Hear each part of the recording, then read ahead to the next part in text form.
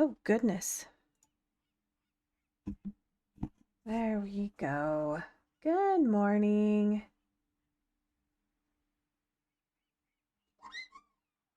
Yes, Twitch. I know I'm live.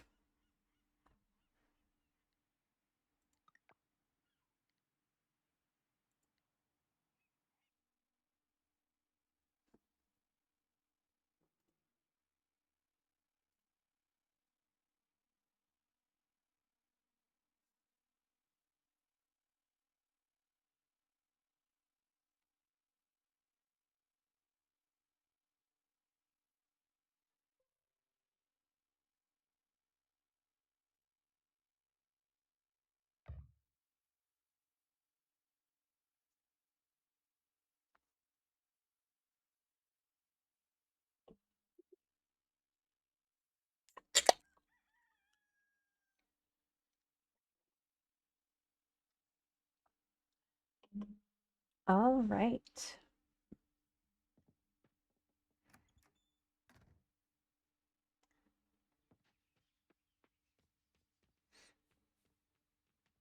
Oh, I hate the peas. They definitely need a auto harvester. Let's make this look a little bit better.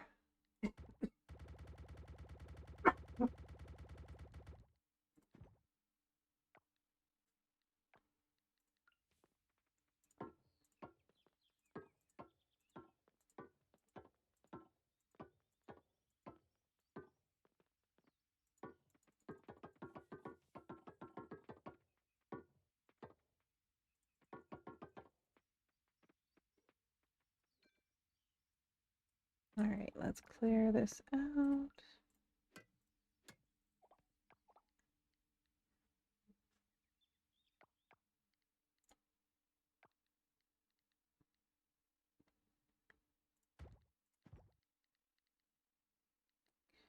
And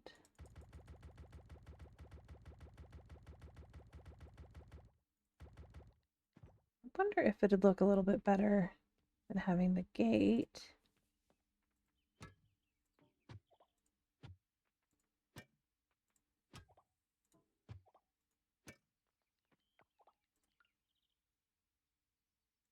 To have the archway.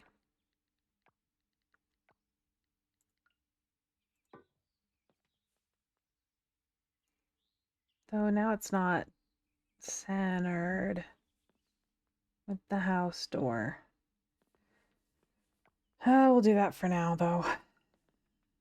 I'll go and feed my... Actually, they can come out.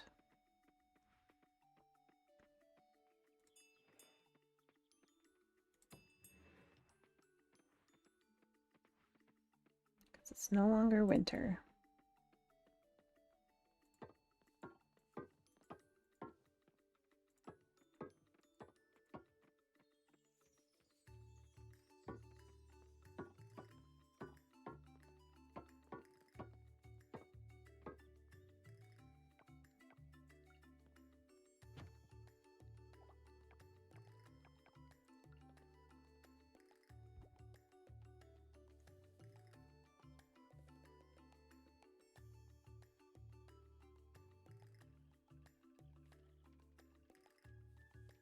Okay, it's not even. It'll work.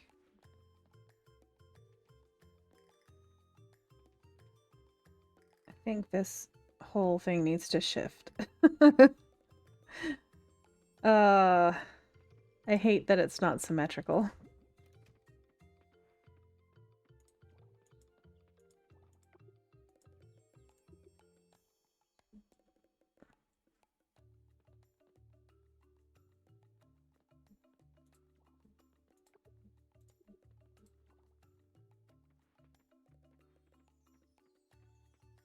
All right, chicken nuggets.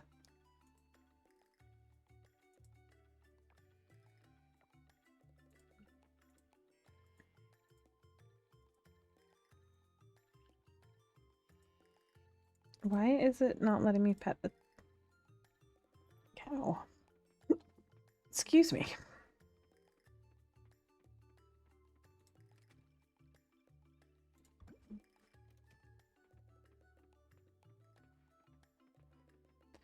right, let's get this sold.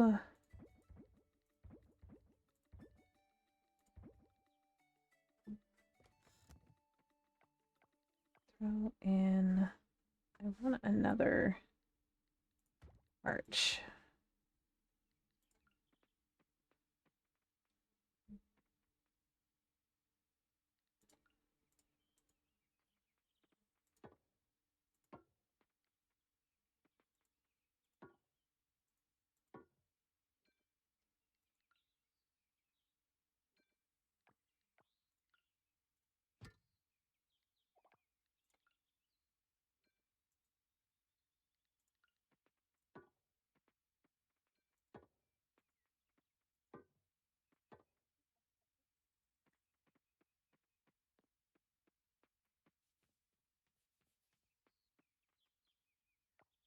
All right.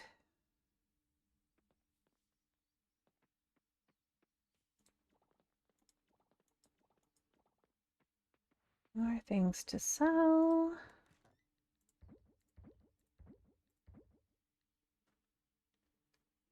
All right, I'm going to put this in here for now because I don't need it. Toss that in. Definitely going to move all this stuff.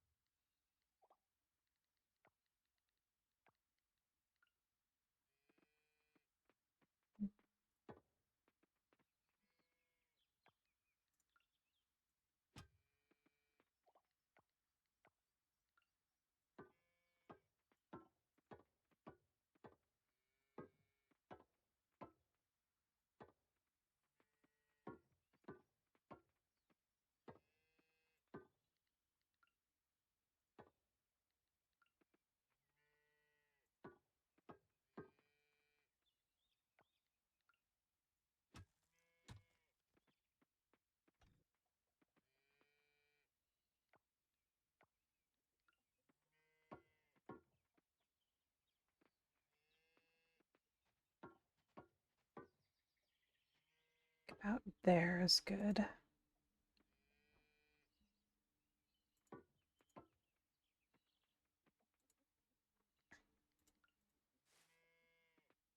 At least gives me a start on my farm. Yard for my animals. Oh no. I had my keyboard on my lap and it was falling off.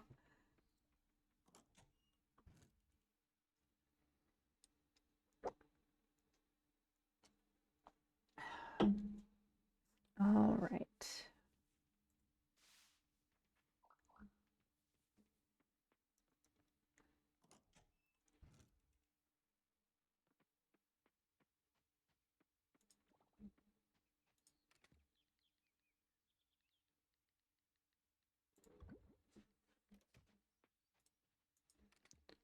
Get that. I kind of want to set my mayonnaise machines right next to the farm. Same with my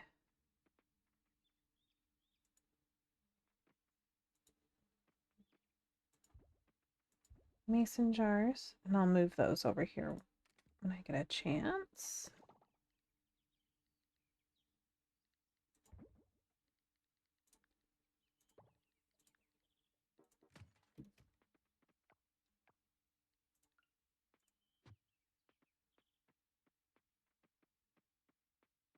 Okay, well, I need a chest. This is not gonna work. All right, let's just put this geode in here. Then I can have a chest. Okay. I'm gonna put the chest right next to where I'm gonna put the door. I'm gonna put the door. I actually want to move that down one.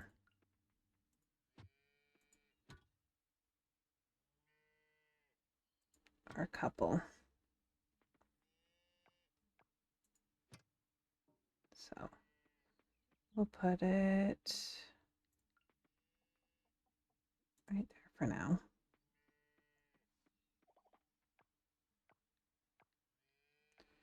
Where'd the door go? Where'd the... Oh, I don't have room. Shoot.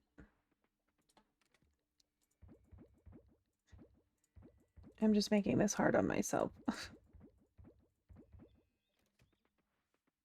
All right, now I can put in the door, and I kind of want it like right there in the middle.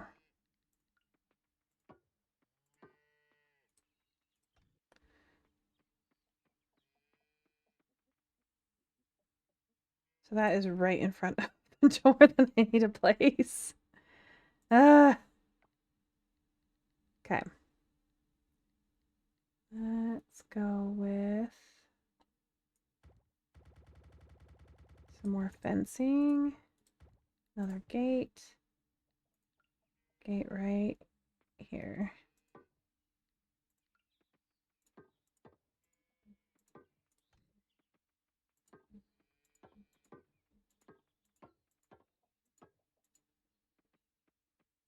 So now I need to actually take all this stuff again.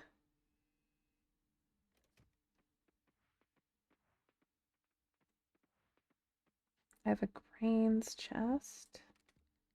Put those in there for now.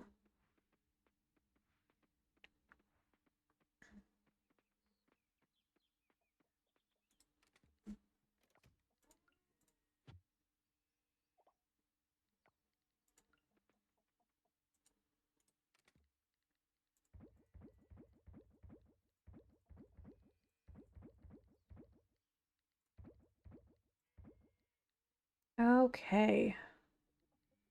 Let's see if we can finish up this.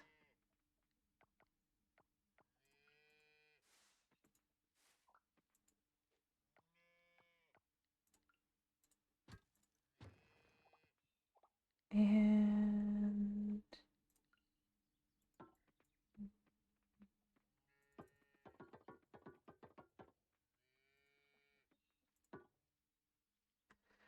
need more.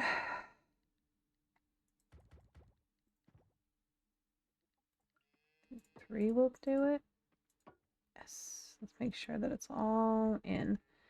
There's my little farm. All right, I'm going to make a cool little pathway.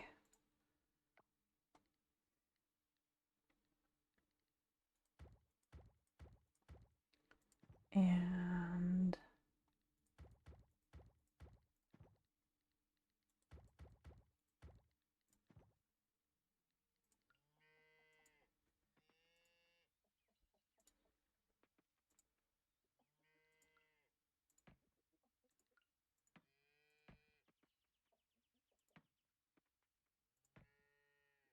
gonna need a lot more than that. I was only gonna do it 1 wide, but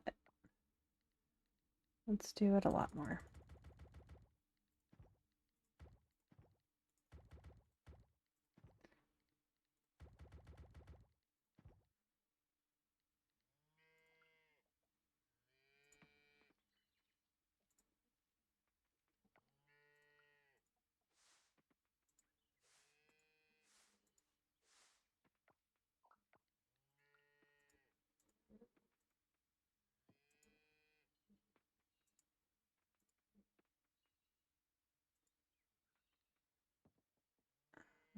There. This.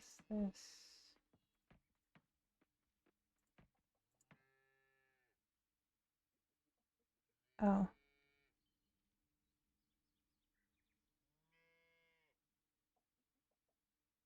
I don't have those in the same spot.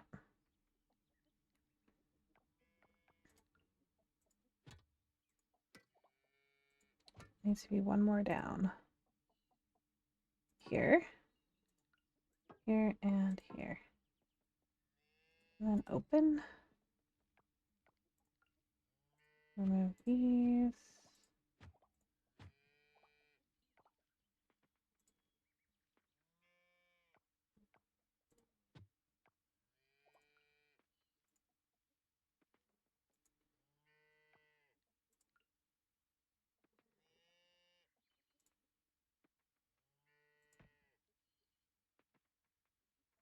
Can't do any there.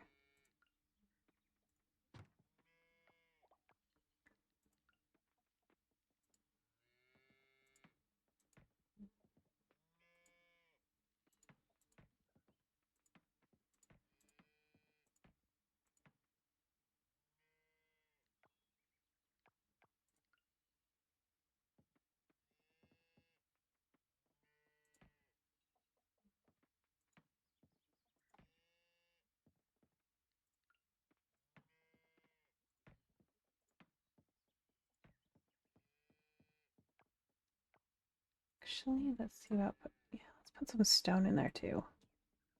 Take out some of these.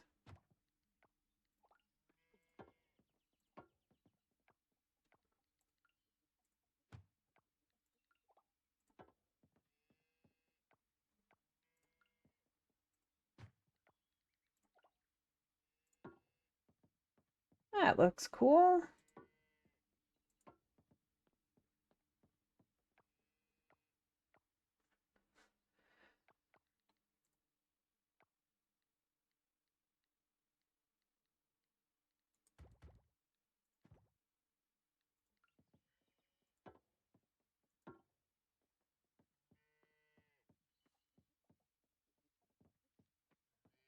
I still don't have it in the right spot. My crap.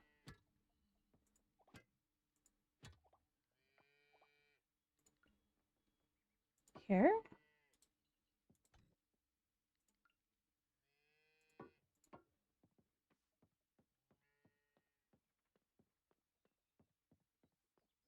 Yep, that's right.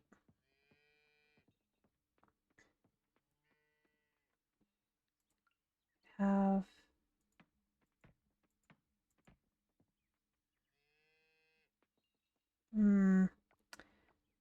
no, I need it. I'm gonna do the stone instead.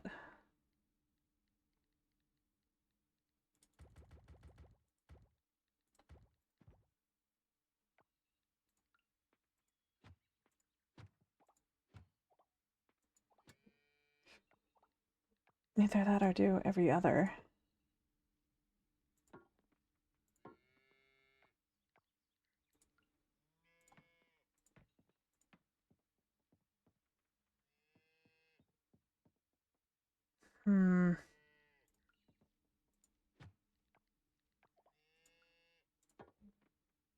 Let's just do the regular stone.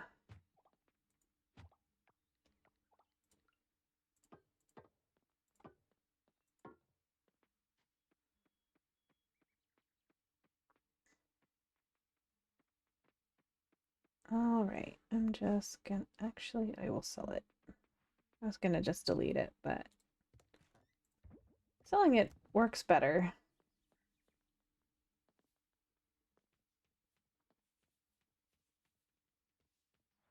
All right.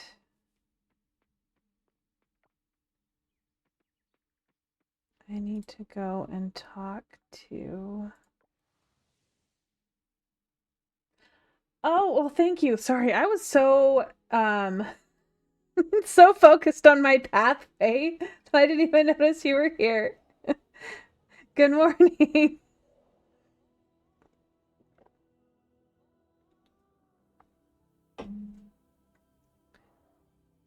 I like kind of mixing up the pathway, at least in the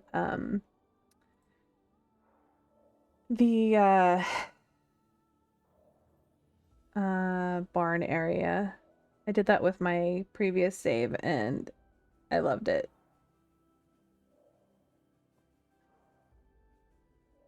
I definitely hyper focused on my path.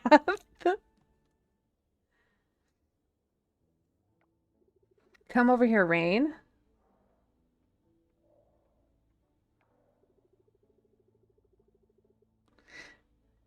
Yeah, it's really easy to get way too distracted, well, too engrossed in building. See, Choyo has found something interesting, very interesting indeed, but before I tell you more, I'd like to ask you one question. How would you feel about getting rid of that suit for good? Yeah, it's very uncomfortable. I thought so. I may have a solution for this particular dilemma. Yeah, it's definitely not hard to hyperfixate. See, found this scroll the other day. I was scrolling through the deep sea, or rather, the goddess led me to the scroll in the deep sea, and it's an interesting diagram. Need some time to properly look at it, but it seems like a spell to turn land folk into a merfolk. So, might this be of interest to you? Of course I am. Love that enthusiasm. Let's see.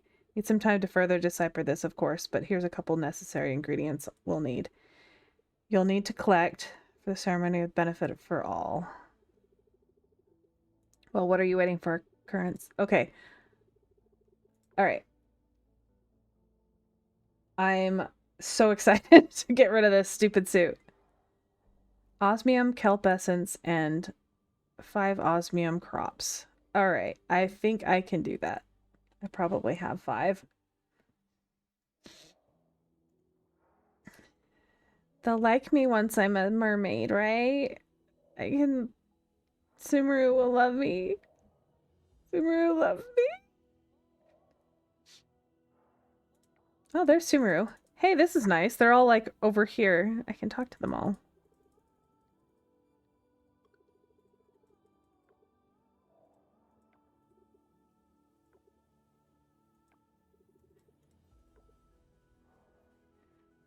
All right. See if I've got the osmium crops. I don't think I have enough essence made. I might.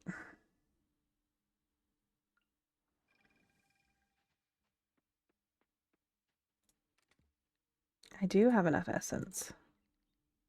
Let's make some more while I'm at it. Because I'm going to definitely need it later. And I need 5 osmium crops.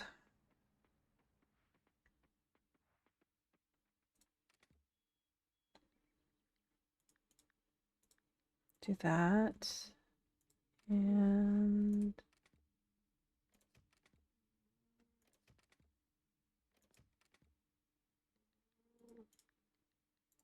there's 5.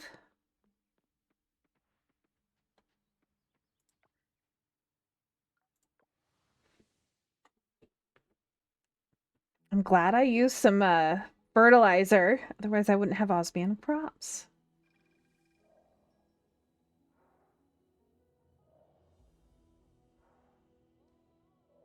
Well, that's weird. The grapes look red in your hand.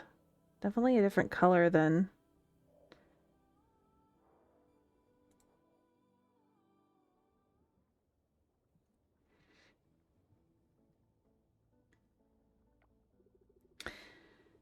Good, you're here. Let's see what you've brought.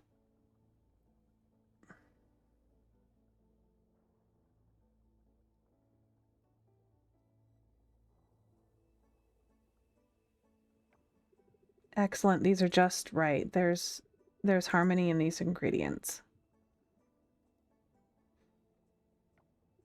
But wait, there's something missing. Of course, the riddle. In a dance of colors it stands tall, neither plant nor creature, but a bit of both.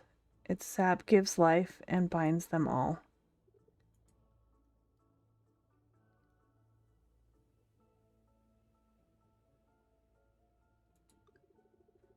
No, it's the coral tree. We need its sap.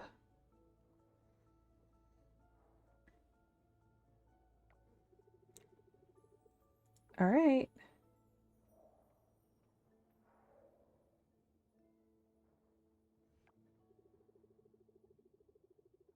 The gift to you, the essence of coral tree, Bridgeland and ocean wide.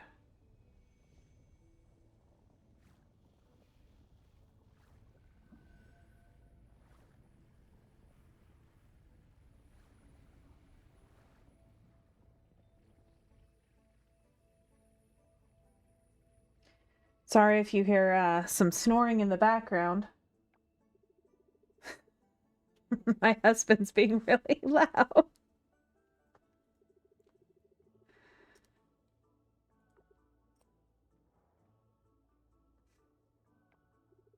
Brace yourself, Rain. May the ocean become one in your arms.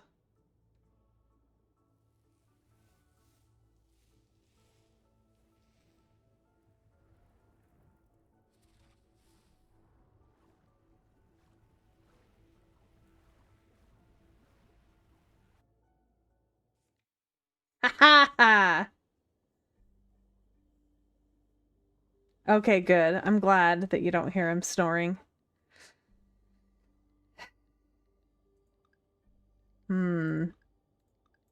Type of mermaid do I want to be? Definitely don't want legs. I think the legs look silly.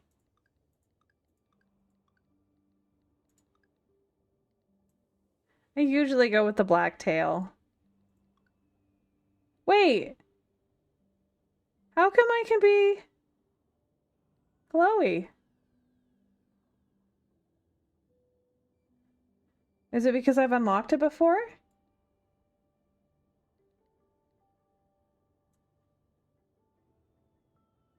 Well then, I'm gonna be shiny mermaid.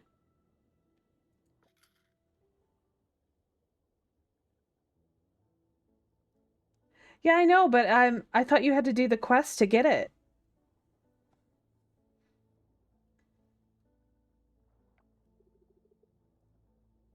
Oh. Well then. That's handy. I'm so glowy. It looks so good. All right. You make fine merfolk. Now go to the ocean beckons you in your new form. Oh, it'd be nice if they had more colors. All right, now I gotta go and change my top. Will it let me do it now? Oh, yep. Come on.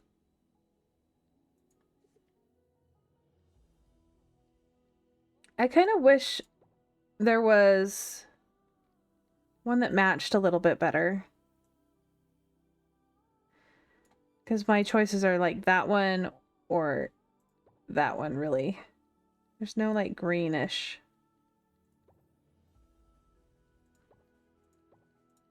I personally like this one.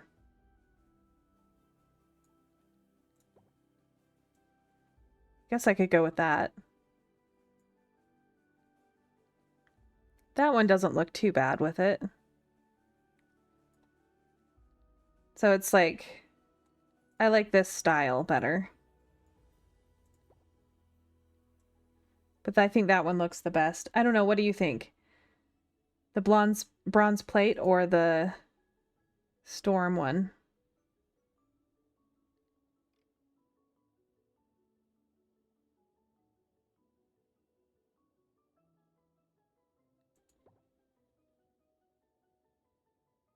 Cloth gold one on the second row. This one?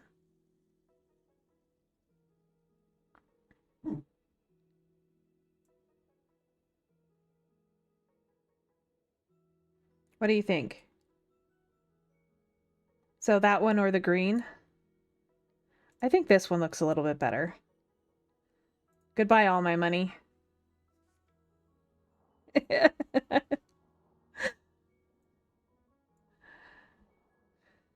Yay! I don't feel like I'm taking forever in the ocean to go anywhere.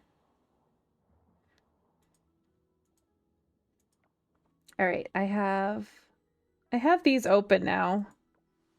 I've never went and talked to her, so I never opened up the caves. So is there an end to these, or are they just completely like endless?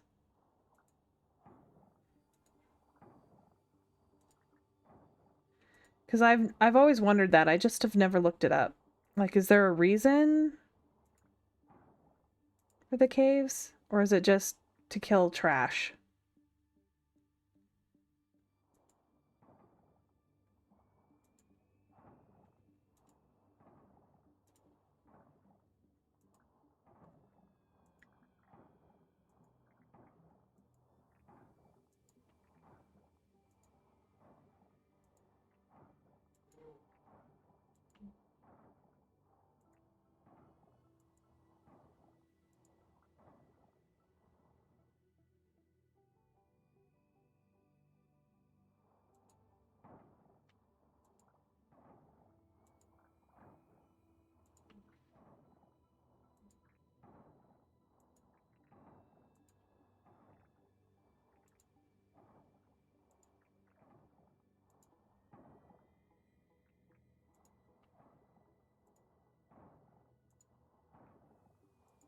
So is there like a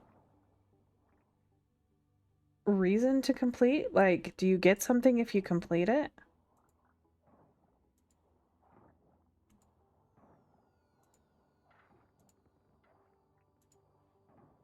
I only really asked this because of I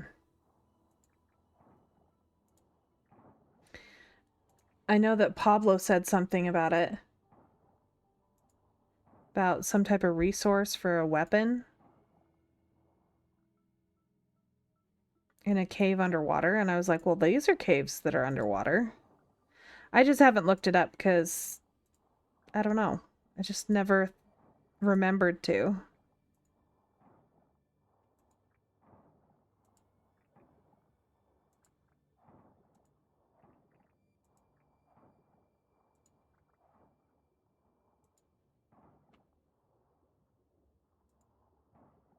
I didn't even know it had a grid.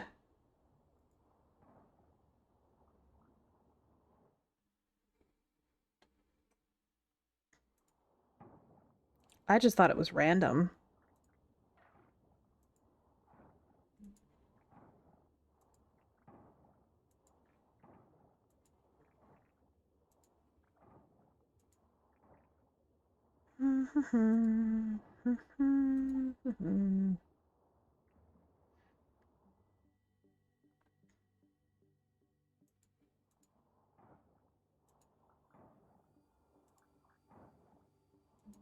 Guess that makes a lot of sense. Like, because right now I'm on the edge, so there's nothing here.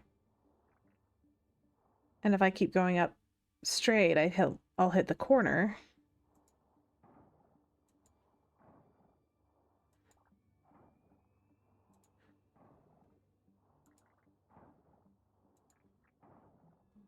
Yeah, I can see that now that you've mentioned that.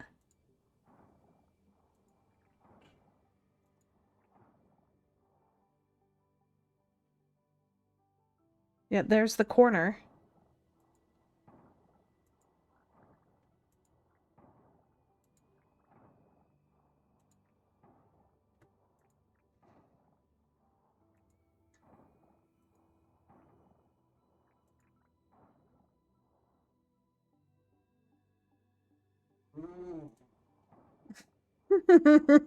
My dog just like groaned and she sounded like a piggy. There's a reason we call her a little piggy.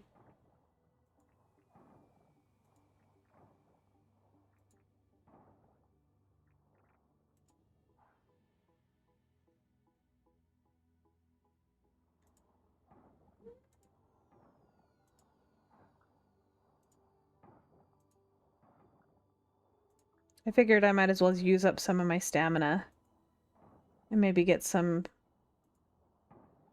stuff to sell.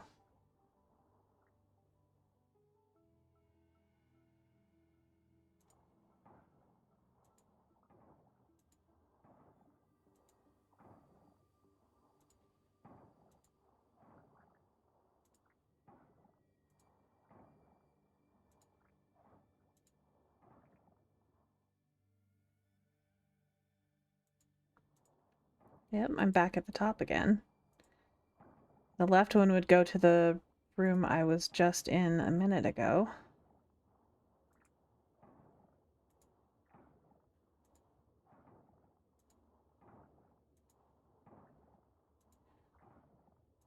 Well, now I'm always gonna know that it's a grid. Thanks for the info, though. Now I'm just like, hey.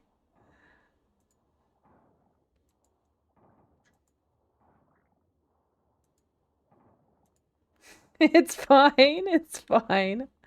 It does make it a little bit less chaotic for me because I'm like, okay, now I know where I am in the grid.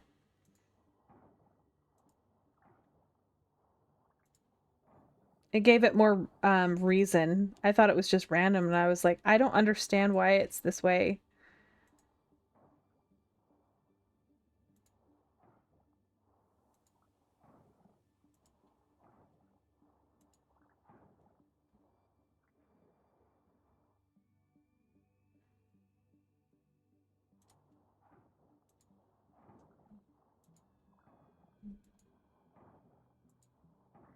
Definitely makes a lot more sense.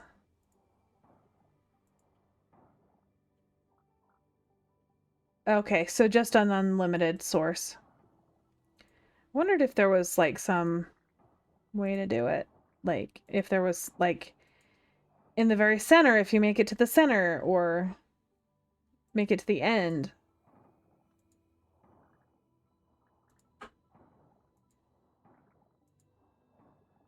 I would always come in here or any of them and just get coffers. For longest time, that's the only way I got money in the game because I was hoarding all of my crops. I was like, because I can make them into other things and then I can get more money. Yeah, yeah, that's what I'm doing.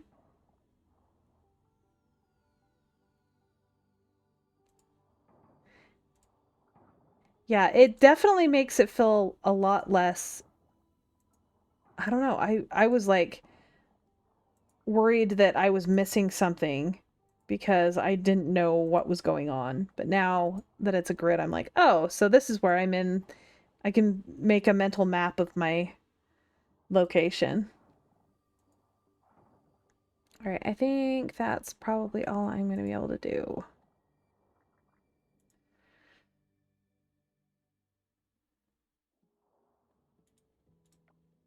And what I'm mad about right now is the fact that I didn't buy any, well, I didn't have the money to, but I didn't buy any of the fruit trees. So I'm going to have to wait another year to get all of the fruit from the fruit trees. Because you can't plant the big fruit trees in the, unless they changed it where you can plant the regular trees in here.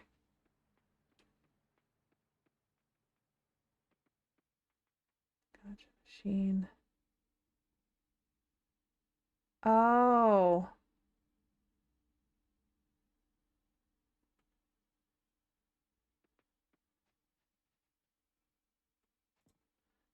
I didn't know that there was a recycling machine there.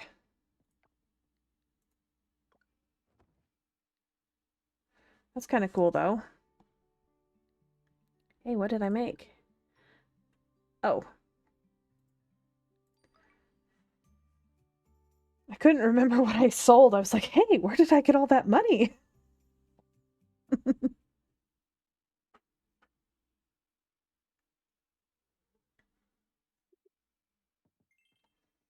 So I ended up buying way too many seeds. So I had to expand, and now it's not even, and I hate it. It's not like centered. I hate it.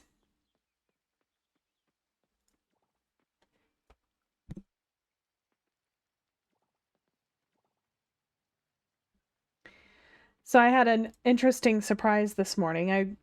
I called my son. I usually just call him because his room's across the house. And I'm like, "Hey, it's time to get ready for school." And he's like, "I don't have school today." And I'm like, "What do you mean you don't have school today?" He's like, parent teacher conferences?" And I'm like, "How come you never told me about parent teacher conferences?" And he's like, "I thought you knew." So, yeah, apparently he had parent teacher conferences last night and today, this morning, and I had no idea. If you like. Okay, sure. I didn't even know that it existed.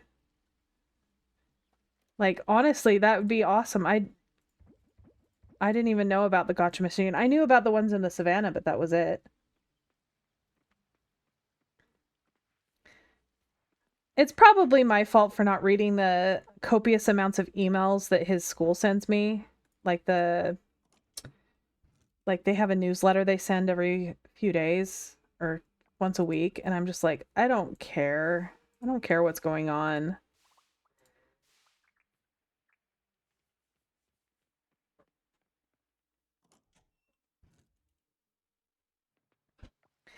So we used to be really good about going to parent teacher conferences, things like that.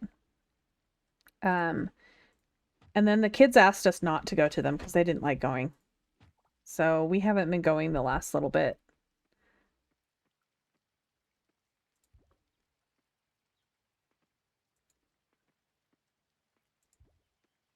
I think we did one or two of them in when he was last year for middle school, and he's like, "Can we just not? I don't want to go." Like, all right, you don't want to. You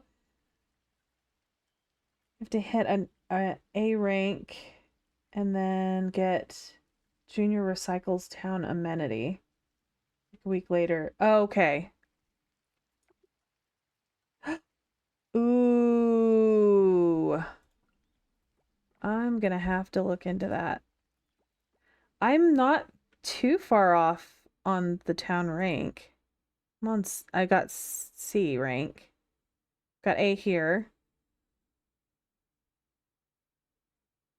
So just finding more museum stuff. My ocean's already A.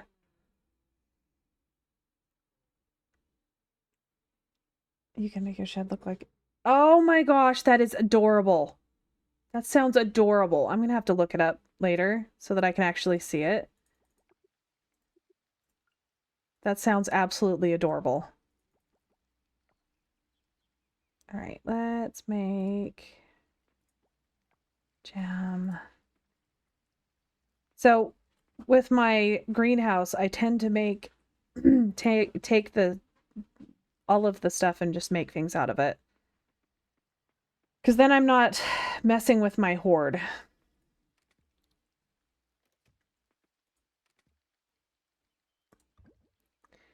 All right, wow, I got a lot of coffers. That makes me happy. All right, now I need to empty out my junk. I'm just gonna...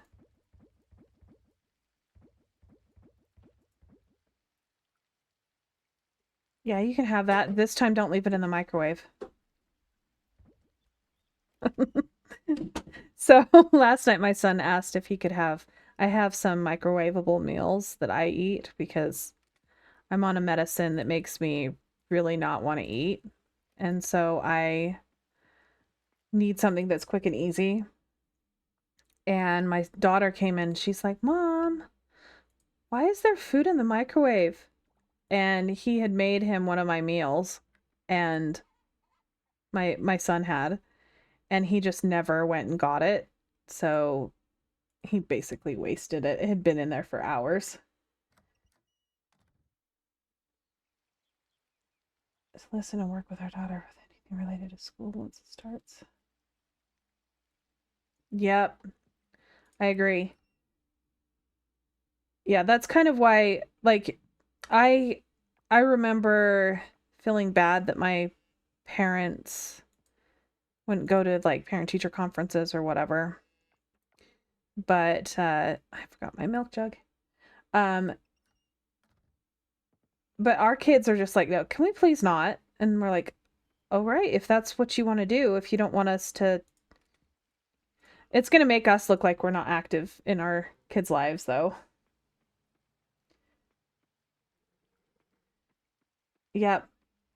So the reason that I'm so sick is I'm taking Wegovy, and it basically feels like you have morning sickness all the time. And it's not something that is very fun. Um, because of the fact that I don't have a thyroid that works properly, as well as other things to do with my condition. Like I have problems with my hormones. I can't even like even if I'm don't eat anything, I still gain weight. So it was my last resort.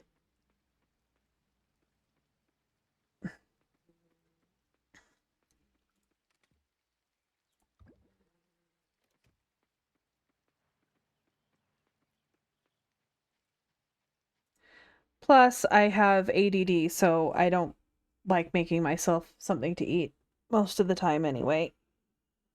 But it's funny because we bought them 2 weeks ago when we went grocery shopping, and I haven't even had one of them, and he's been eating them. I kind of just, uh, a finger crackers will work. But I also just really have a hard time, standing in front of the stove and making myself anything because it just hurts. But my middle son, he wants me to go with them to they're having a uh field trip. Hold on one sec.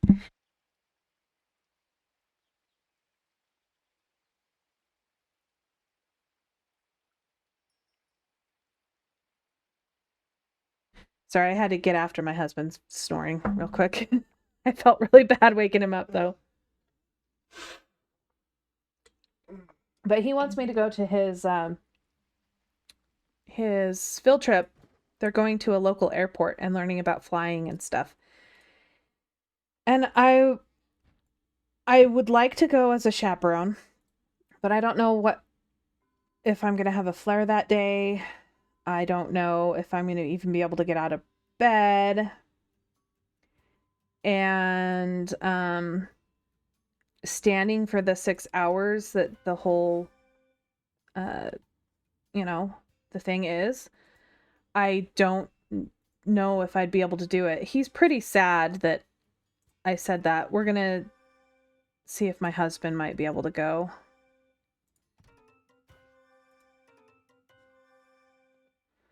But he has to work, so it just makes me feel bad.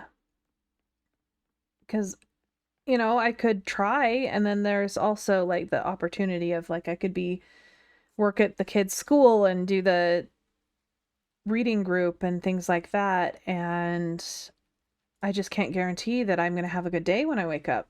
So it's what I hate about, chronic illness, disability, that kind of stuff, is you don't know what 2 weeks looks like for you. You could have a flare, you could have something happen. You can't really plan ahead.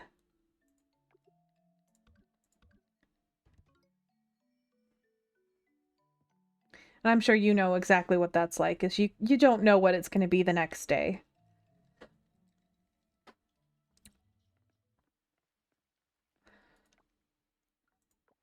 One thing I am glad of, I do have problems with my spine. Like my lowest vertebrae is has some problems. I did entirely pop one of my discs, like exploded it last year for Christmas. But I did get an x-ray of my back, and I do not have a condition that I was worried about. It's spondylitis. I can't remember what it's called, but my mother and my brother have it, and it's basically bony growths on your spine. So I am free of that, which is good. But it just means I have one less autoimmune condition, right? Technically disabled. Yeah, I can't get disability either because I was too young and I could do a job from sitting, and my husband made too much money, and it was just like, I really wish that, you could. They need to revamp it. They just don't want people taking advantage of it, but the people that really need it a lot of times can't even get it.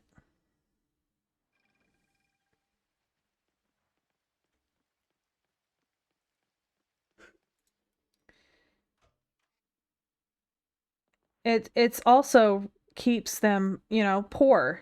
If you get you can't have more than a certain amount of money. And it's just ridiculous.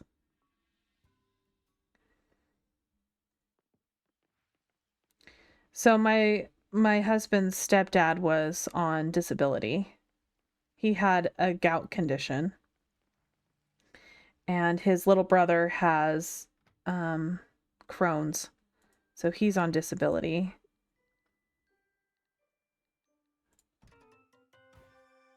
But I don't know 100% how legit that one was, but I know that he is disabled, but my brother has it and he's not, on disability.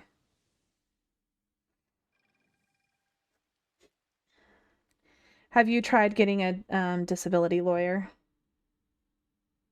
A lot of times you end up having to get a lawyer to even get looked at. My mother-in-law said that it helps if you have a very long medical record.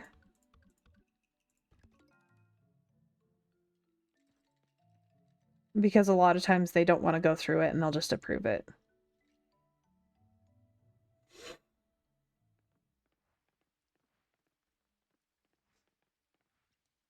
To me, I would be like, no. See, mine, I have diagnosis, like diagnoses, but there's not a lot of paper trail on it.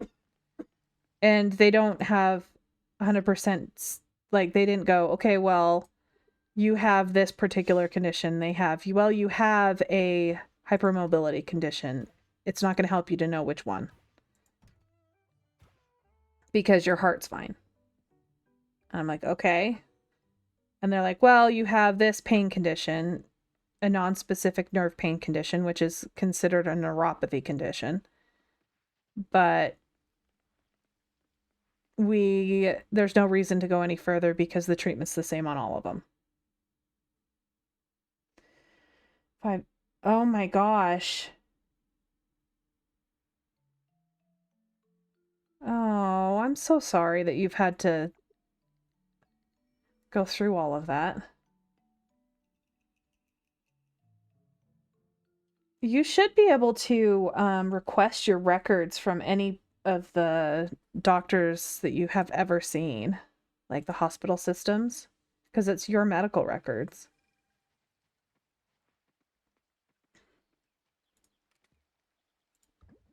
But I'm sure that you've tried doing that before. Oh no, I have too many.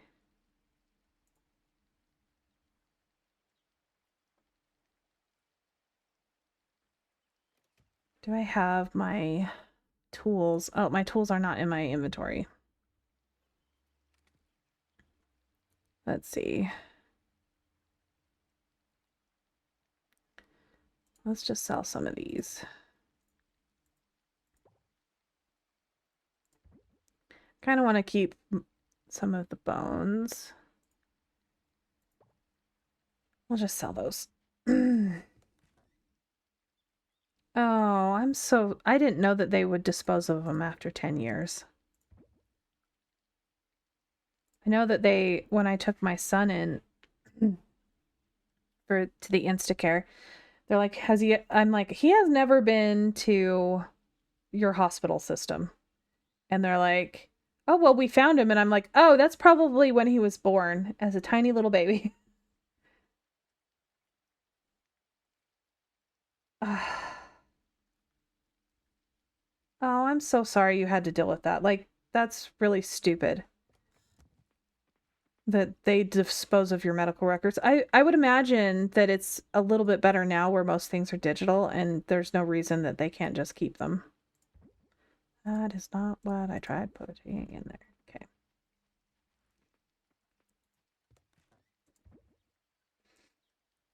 I do know that some of my, like, my surgery from when I was little isn't on my medical record. When I had my adenoids removed. It just is on there from me stating that it's on there. Yeah, you never know. That's the sad thing is they can pretty much do whatever they want unless you have a physical copy of it. What I would recommend is getting a medical binder that has all of your diagnosis and everything printed out. And then like having everything in like just copies of all of your medical records, and then you take that binder with you every doctor's appointment you go to. I've seen some videos about, you know, disabled women that do that. I just hate the fact that you can go to a doctor, have a diagnosis, and they're like, I don't think that's what you have. I think you just need to lose weight. I've been told that so many times. Like, I'm not that heavy, but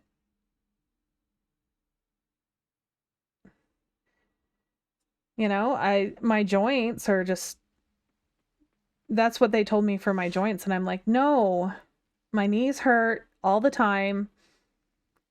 Every joint hurts, all my fingers, everything. And they're like, no.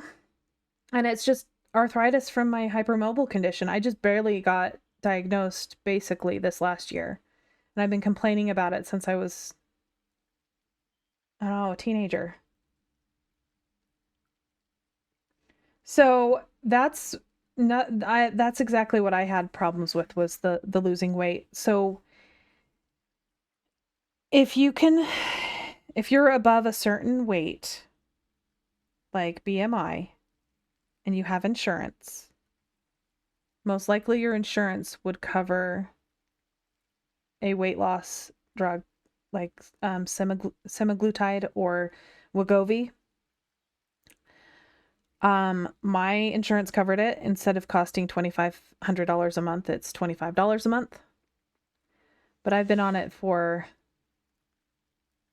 oh, I don't know, 7 months, 8 months. I've lost like 35 pounds. It does make you nauseated really badly though. Um, when you're stepping up on uh the dosage. I'm at the highest dose right now, and the first 2 or 3 days after getting it, I get nauseated. Sometimes even now, still brushing my teeth, I'll sit there and just like fight throwing up.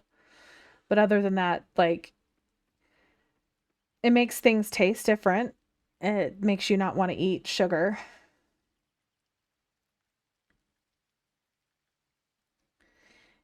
Well, I would say before you try surgery, see if you just talk to your doctor. They might be able to get you on Wegovy. My doctor was like, yeah, let's give it a shot. Just right when I mentioned it. Like, he didn't mention it himself, and I'm pretty sure he's on it too. He thinks that it's like everybody should be on it because it reverses liver damage, it reverses kidney damage, it reverses so many things. Yeah. So I didn't eat very much either at the time. Um, and I just could not lose weight. I was in severe, like, calorie deficit. I was doing like 500 calories a day and I was still gaining weight. But you can't be super, super active when you're disabled too. So, on top of that, exercise is painful. And I had to do physical therapy on my knees, and they were like, okay, let's do this. And then they would hear the grinding and clicking in my knees, and they're like, okay, we need to do something else because this is not okay. But I also have patellar tracking disorder because of the hypermobility, so my kneecap doesn't stay in place. So that also does damage to my knees. So just walking upstairs and stuff is like, you can hear, it sounds like I don't know, when people wear leather shoes and the leather creaks, that's what my knees sound like. That or popping.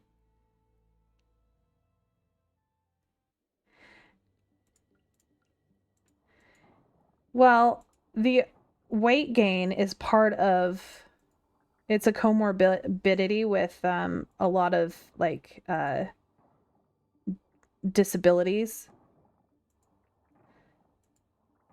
So it could be due to like the hypermobility condition because you can't move around a lot, or because you have a hormone problem. I have a hormone problem, and it makes me mad because they won't give me hormone replacement. They won't even test my hormones, even though I had precancer of the uterus that was caused by hormone withdrawal.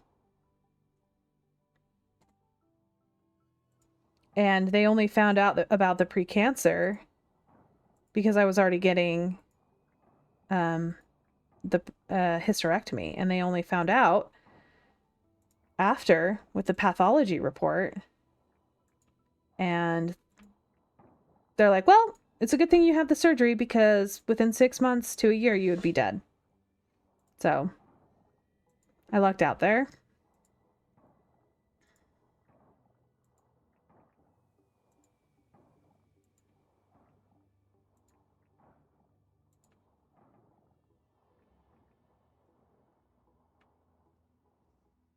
I just hate the fact that,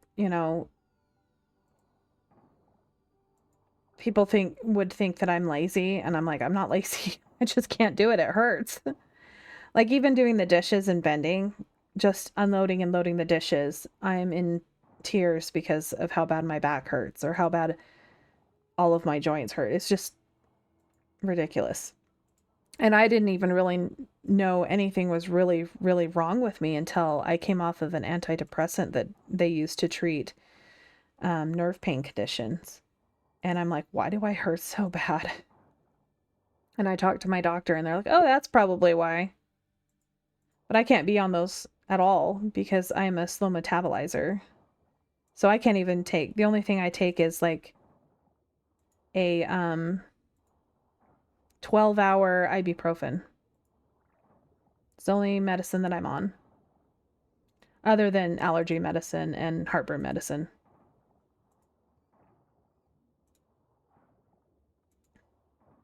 Yeah, our healthcare, like, I don't know. Like they didn't even like I had gone into the doctor. I'm like, "Hey, I haven't had my cycle in by the time I got an appointment, it had been 6 months." And I'm like, "There's something wrong. I'm not pregnant." And then, the nurses are like, "She's probably pregnant." And they did a pregnancy test and it came back negative. And they did another pregnancy test and it came back negative. And I'm like, "I told you I'm not pregnant." And they're like, well, where you're getting a consult for surgery, because you're going to do the surgery, we'll just wait and see with that, I guess. And they did like a pap smear and I was going to have surgery or whatever. And they're like, well, it came back as like an A minus on the test. So in another year, you're going to have it done. I'm like, okay, well, I won't have a uterus by then. So, okay. And then they're like, hey, yeah, precancer of the uterus, endometriosis, and you had 2 fibroids about the size of a fist. And I'm like, oh, thanks. That you could have checked beforehand. Yeah. And the worst part is every single time I've gone in for surgery after, like I had kidney stone surgery um, last year. I was actually pretty much septic, and they didn't do much about it other than I was at home waiting a week for my kidney stone surgery on antibiotics. They made me do a pregnancy test before they would do the surgery, and I'm like, there's no way I can be pregnant. I do not have a uterus. And they're like, well, we still have to do it. I'm like, and then they charged me $100 for the pregnancy test.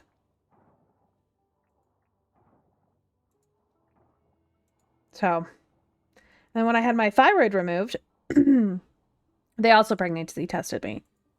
And that was, I'm like, I had a hysterectomy like 6 months ago. I'm not pregnant. Well, we still have to do it. Because, the hypothetical pregnancy is more important than my life.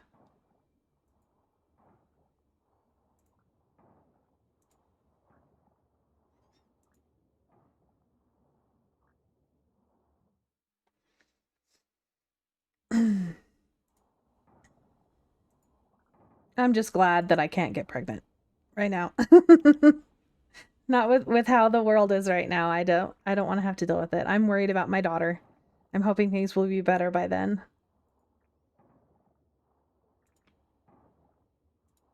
I've luckily not needed any intervention or any care when I was pregnant, but I've had my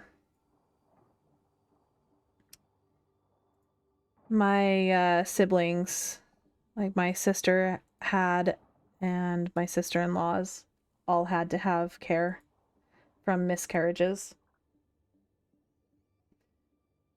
means that they haven't read her file. Yeah. Yeah. They don't.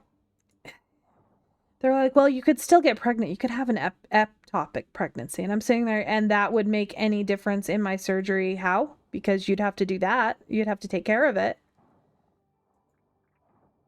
Because if I get pregnant now, I'm going to die because there's nowhere for the baby to grow. Though there was that one time that they found an ectopic pregnancy on a woman's liver, and she was actually able to have the baby because the baby was at term when they found it. The one time in history that a woman didn't die and bleed out from an ectopic pregnancy. Yeah, she had a mass and she didn't know why she had a mass, and so she went in for a scan and they found a whole baby. But it was in like India or somewhere where healthcare is a lot less accessible.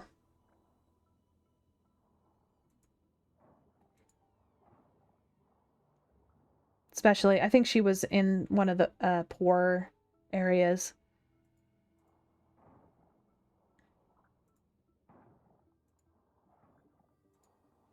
I've seen like the x-ray that they had or whatever, and I'm like, "Oh my gosh, that is so crazy." But yeah, usually it's pretty deadly to get an ectopic pregnancy.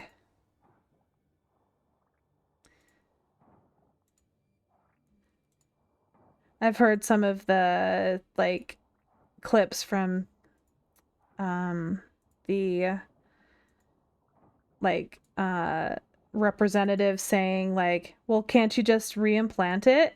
And they're like, "No, that's not how this works." And then also can't they swallow a pill to see inside the uterus? And they're like, your esophagus isn't connected to your uterus. It's like they're trying to make all of these rules and they have no idea about anything about like anatomy. So, yeah. It is pretty crazy. I'm just glad that I was able to get the kids that I did. And that I never had any problems. The only thing that I had problems with was my first birth was a traumatic birth. But other than that, like he was almost a C-section, like an emergency C-section. They were only give me like another 5 minutes and I was able to get him out.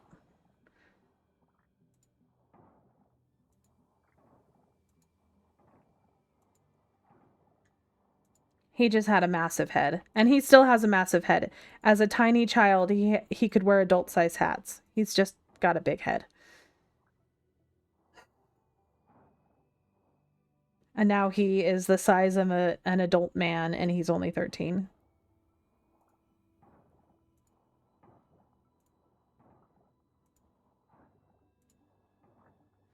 And he has to shave, and it's so weird. It's weird to have a child that looks like that. It's so weird when your kids grow up like that. I'm glad you were able to have your daughter. It's a miracle that I was able to have that I was so able to have children with how bad my endometriosis was. And it makes me wonder if I had the fibroids before, because they never, well, they did do ultrasounds with my last daughter, of course, or my last child. So it makes sense that they would have said something if they had seen it. But my fibroids were in, like, they told me that if I had gotten pregnant where my fibroids were located, it would have probably been a miscarriage or I would have bled to death. Which I actually, right before my surgery, after 6 months of not having a period, I did actually have one. And I almost went to the emergency room because I was hemorrhaging.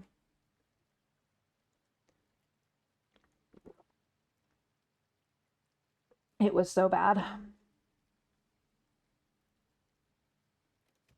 I was able to get it to stop. I looked up, okay, when do I need to go to the hospital? And they're like, if you are bleeding that heavily for 20 minutes, at like 18 minutes is when it's finally slowed down enough that I wasn't gonna. And I was home alone. Well, I think I was home with my kids. My husband was at work. And I was like, I called him and I said, hey, just a heads up, you might need to come take me to the emergency room, that kind of thing. And he was ready. He's like, do you want me to come home now? I'm like, no, give me a couple more minutes and we'll figure it out. Yeah, it was pretty bad. I'm glad that was my last experience though, so I didn't have to worry about it after then because it was I think a week and a half before my surgery.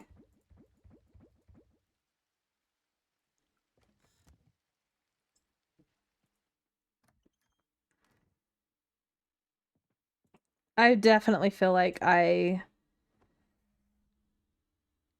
have not, you know, had proper health care. Like I've definitely had problems because yes, I'm a woman. I've had a I there was a doctor that,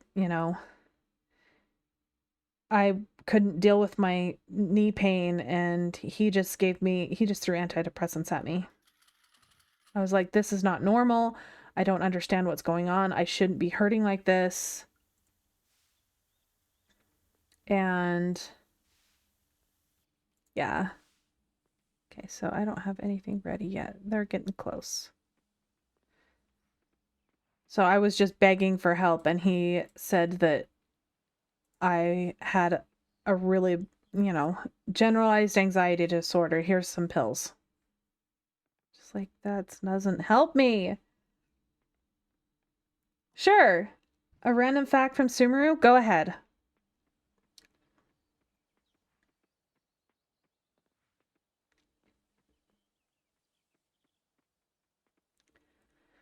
All right, let's take care of my animals. Be released into the wild. I should go in and collect my eggs.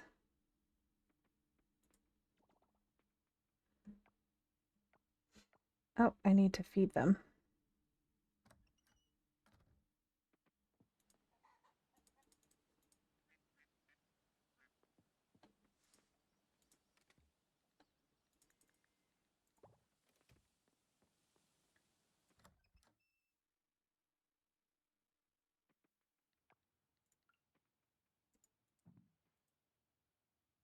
He likes pineapple on pizza.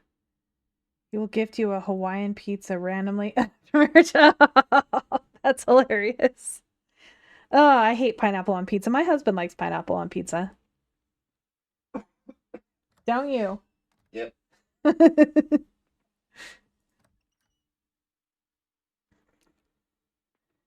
I my mom would get like the Hawaiian pizza and I would pick off all the pineapple, but then it leaves the pineapple flavor on the pizza and I absolutely hated that as a kid. So if we're gonna order one like a ham pizza, I'm like, "Hey, can we just not put pineapple on it?" So we usually do like black olives, bacon and ham or black olives, pepperoni and bacon. That's my favorite pizza.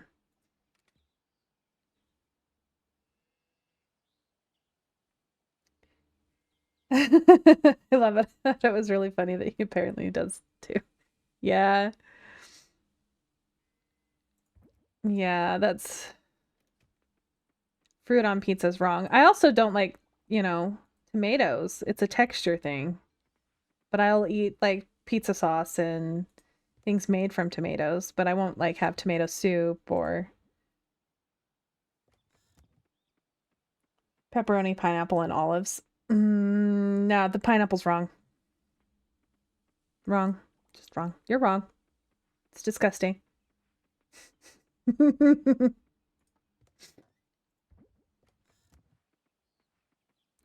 My husband really likes like barbecue chicken pizzas. And my kids, they like, what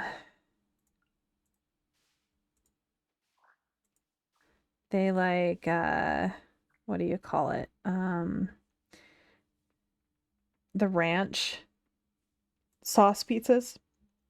Just the cheese pizza. There's a chicken bacon ranch one that they really like, but the two littles won't have the chicken and the bacon on it. They just like the ranch and cheese. Yeah, I'm not a huge fan. Like anytime I get a burger or anything anywhere, it's like, no, no, can't. Nope, nope. No tomatoes, no onions, because onions are wrong. It's a texture thing. Like, I don't mind the flavor of onions.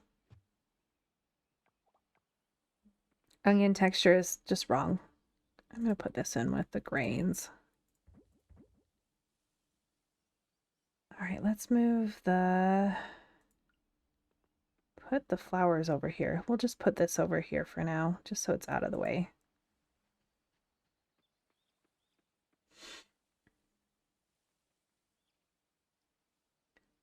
See, my grandpa would eat onions like apples. And I always thought that was so weird.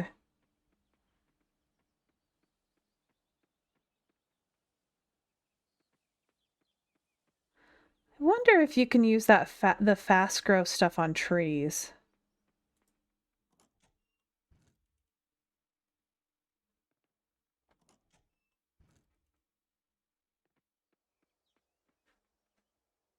Now that I think about it, because I have the trees that I want to get.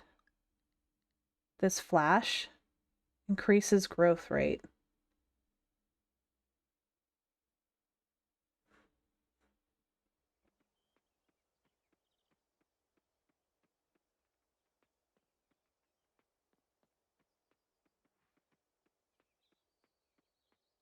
Okay.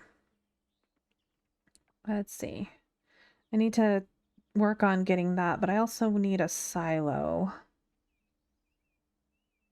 I think I have enough money for a silo.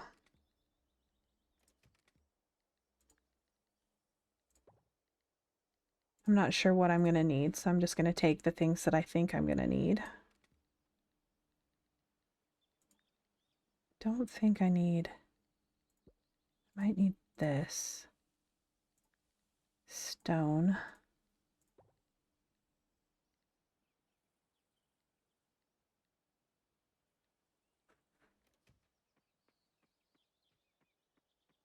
Eating an onion as an apple is for sure weird. Yeah, it is definitely weird. Yeah, my grandpa would do it around us and we thought it was disgusting. But apparently my mom said he's done that all of his life.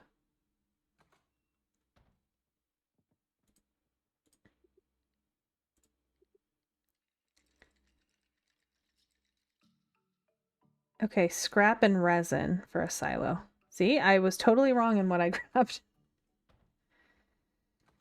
At least I have some resin.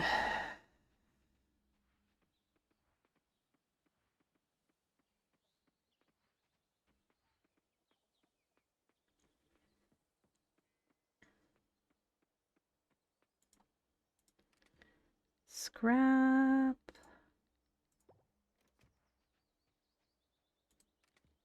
Resin.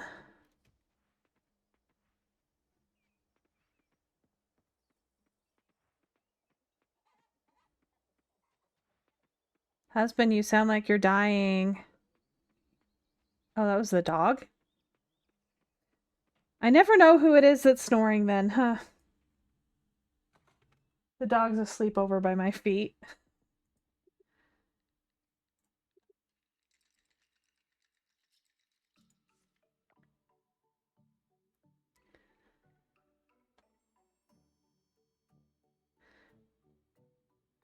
I wish I could put it like right here. Guess I could move. Let me see if I can move the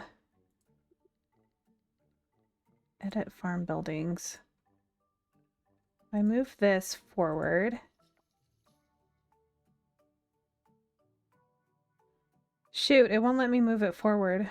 Just want to move it forward a couple blocks.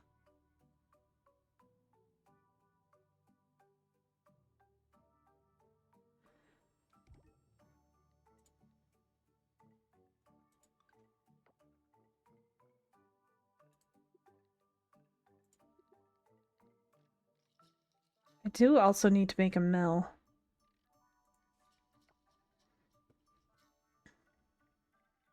Guess I could just put it here for now.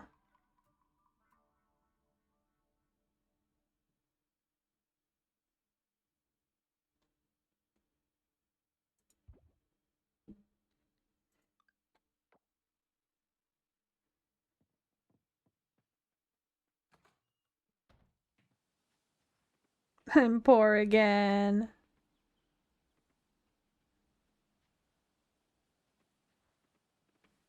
For a second there, I was like, ooh, I can teleport from here. No, no, I can't.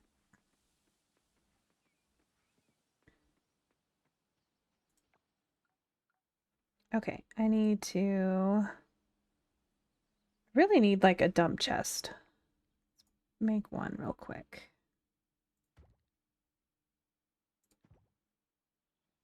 Let's get everything put away first, though.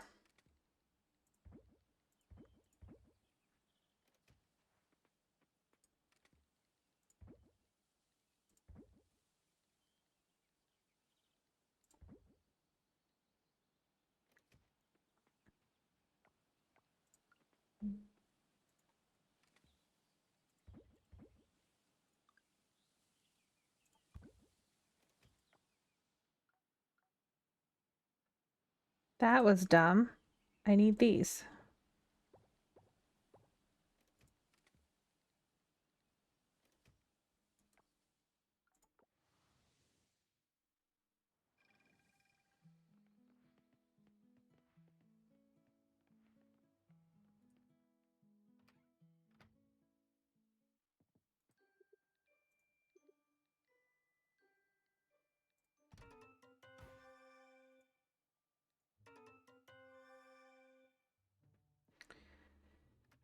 All right. Let's see.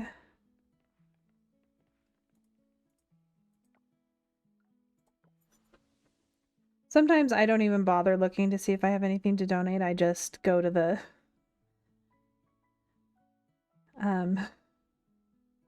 museum and just come over here and go, okay, did I get anything? Oh, look at all of that. Awesome. I'm almost at 200. This is definitely helping with my rank.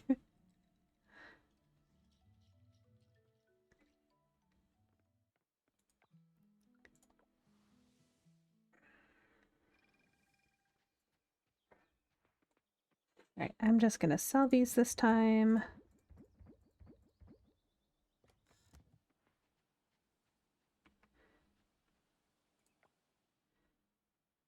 Yeah, I still need, I still don't have full inventory yet. I haven't bought my last bag. I just haven't had enough money.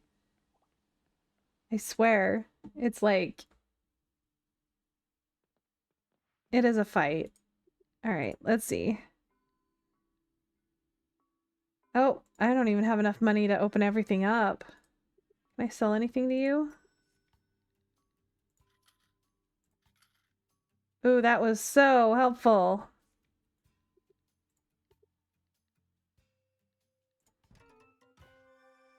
All right. Well, I now have exactly 0.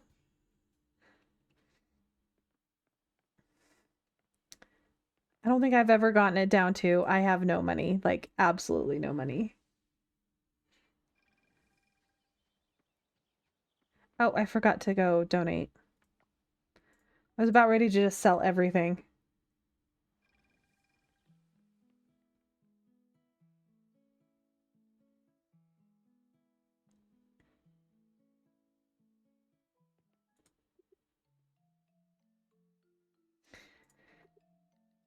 Well, I'm glad that I was able to at least get 2 more things. All right, now I'm going to sell this stuff because I don't know, I'm hoarding, but I don't need to hoard everything.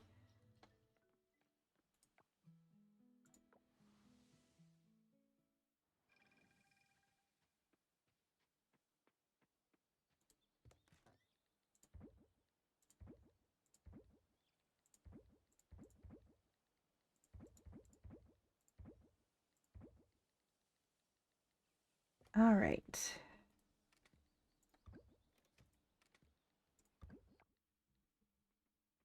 Wait a second. Why is there bronze kelp in there? That makes no sense.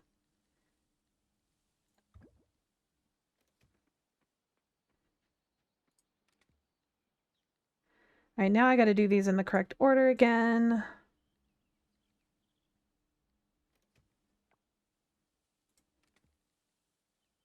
Or is it going to just do it for me? No, no. Well, it kind of did. Put the honey away. Mushrooms go over here.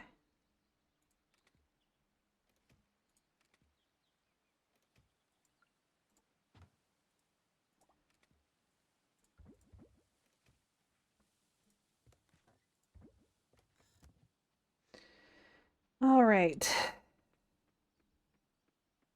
Don't know if I checked my greenhouse. Nope. Nothing there. Done my animals. Think. Let's give some time in here.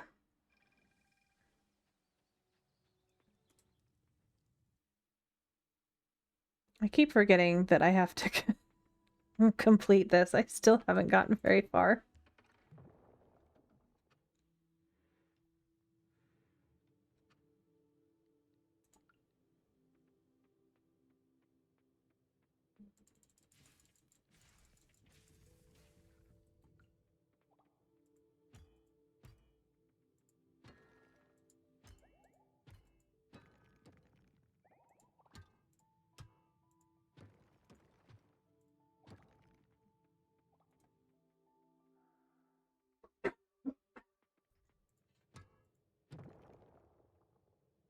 Well, the RNG gods are on my side this morning. I need bat wings. It's the only thing I need left. Of course, the only thing currently that drops them is the kitty cat ones.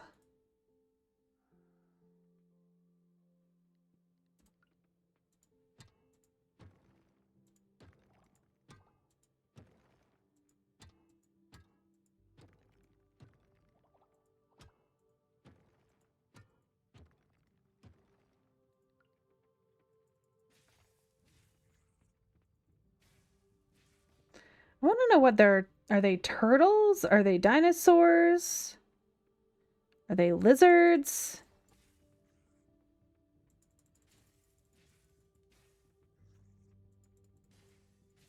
They have like an anteater tongue that they shoot out at you. They're my least favorite monster.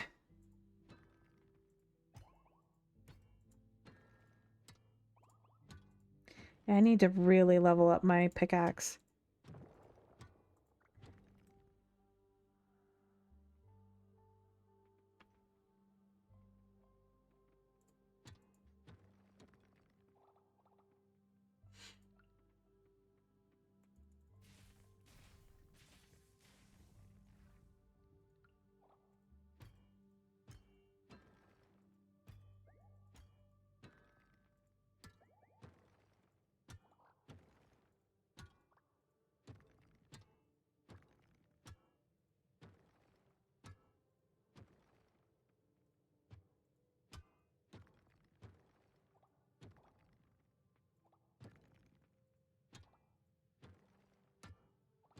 Oh, lady, I didn't I almost forgot. How did your grandpa's party go?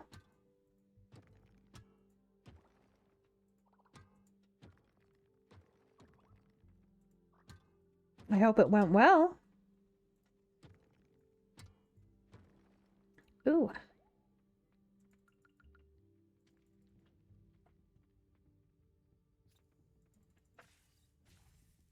Those guys are annoying too.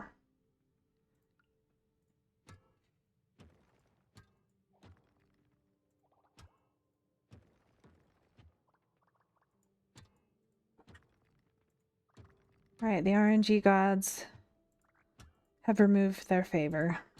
Oh! Wait, no, that wasn't... Is it? Really good food. Oh, wow. I'm sure your little one was so tired, though, getting home that late. Oh, so it was a surprise. I didn't know it was a surprise party.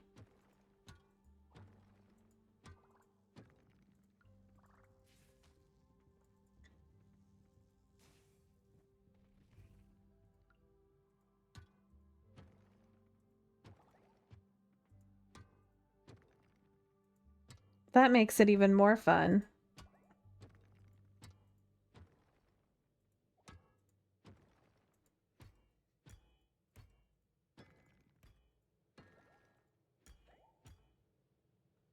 She wrapped up in a blanket trying to go to sleep in the middle of the living room.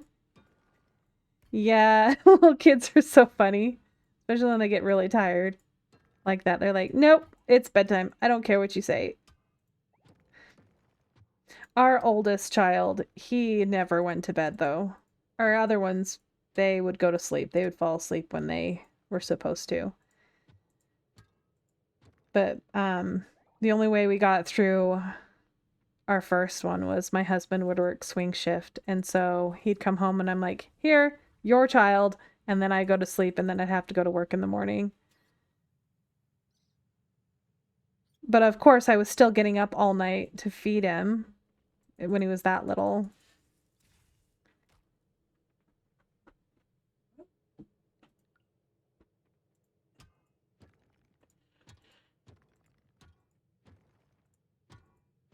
Well, not like 2, but yeah. Each one of my kids slept better than the others, like as they went along. Surprise, I think I made it fun because he came home and it was all decorated. Oh, that's really cool. I would love to have a surprise party someday. I don't think I've ever had a surprise party.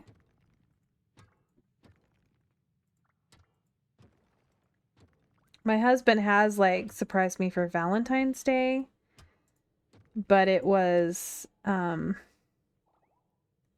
pretty evident that he was going to surprise me for Valentine's Day because he made me leave for the day.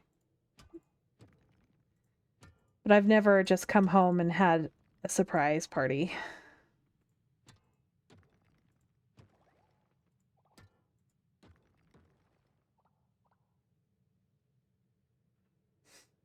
Yeah, I don't think I'll get one. My husband can't really, surprise me. I get too suspicious. He says it's because I'm always home. He can't surprise me. Well, I never go anywhere. It's not like you take me anywhere, other than the occasional, let's go to lunch.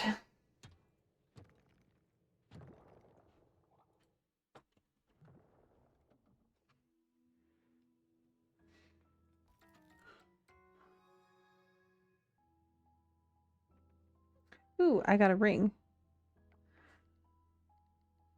So, increases tool speed.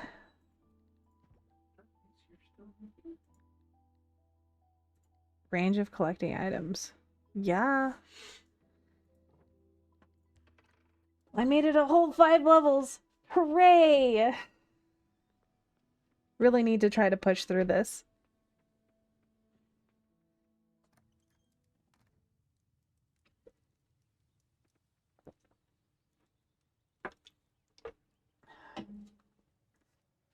I even figure out like Christmas presents and things like that from context clues, or I find something even though I'm not looking for something. I guess I'm just really hard to surprise. I don't know.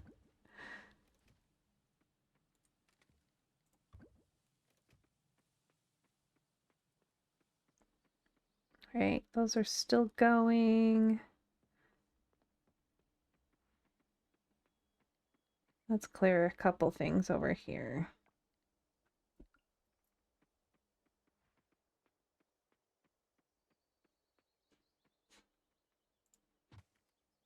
Maybe I should move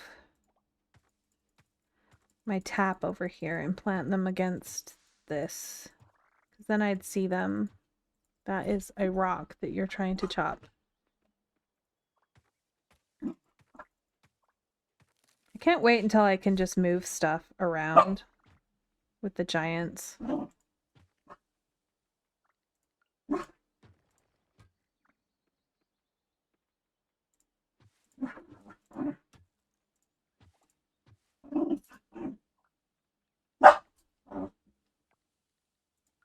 Somebody's playing with a toy. Rolling around on the floor. Being a noisy pupper.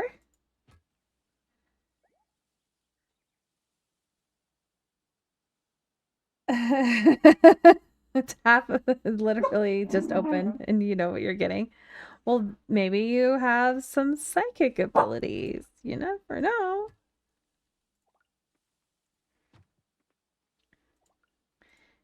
Yeah, I've done that too where I've dreamed things and then it's come like, hey, I swear I dreamt this.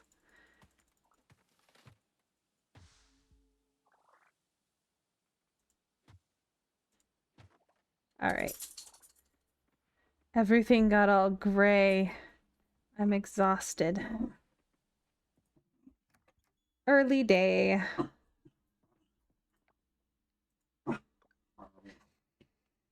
Let's see how much money I get for my artifacts. Ooh, 6,000.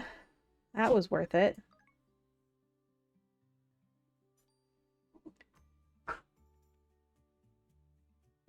Yeah. I'm whenever you find out what you're getting or the surprise when it's not time, it's always, oh, well, I wish that I didn't figure this out. What's wrong, puppers? What's wrong?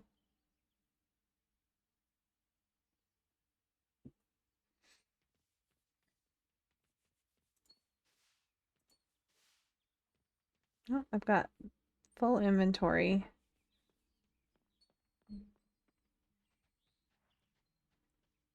I'm sorry, puppers.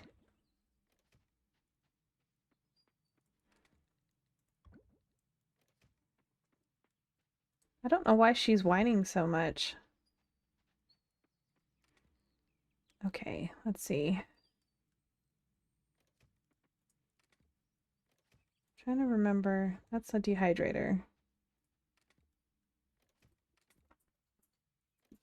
Put it in the chest here.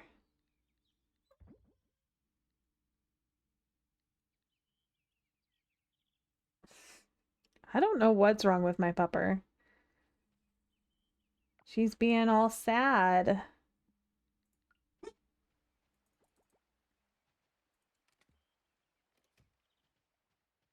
I could have sworn I put... Oh, the flowers are over here.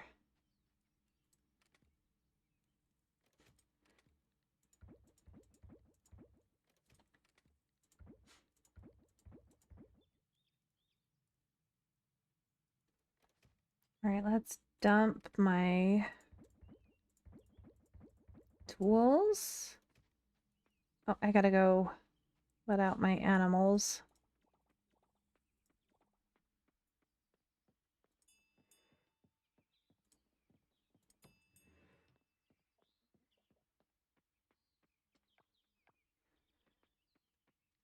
Forgot that I was harvesting. Just have to pick them all.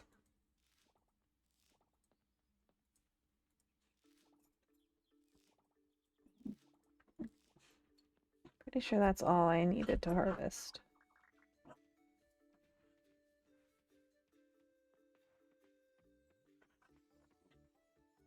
All right, chicken, duck, cow.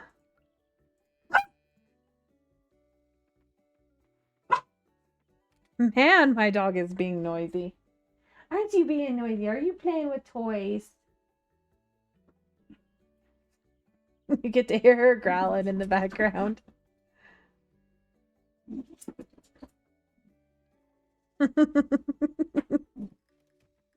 So noisy.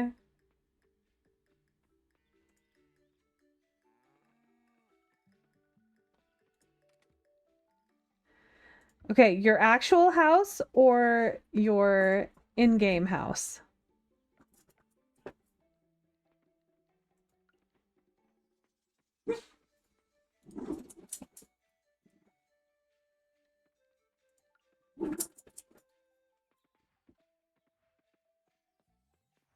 Oh, okay, your Coral Island house. All right. That's not a turnip. Have I sold this yet? No. I'll just sell it.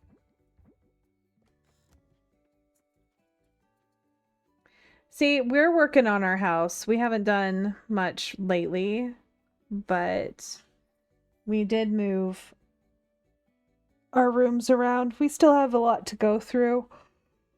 But you accumulate a lot of crap over the years, so we're getting rid of a lot of things.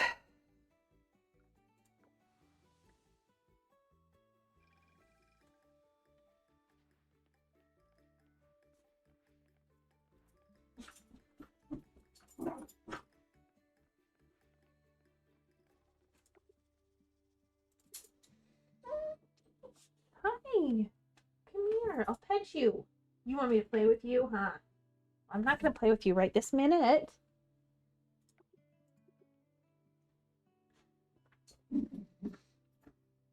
So when we moved from our apartment to our house, we had filled everything in my brother's, everything but a couple of our furniture items in my brother's ATV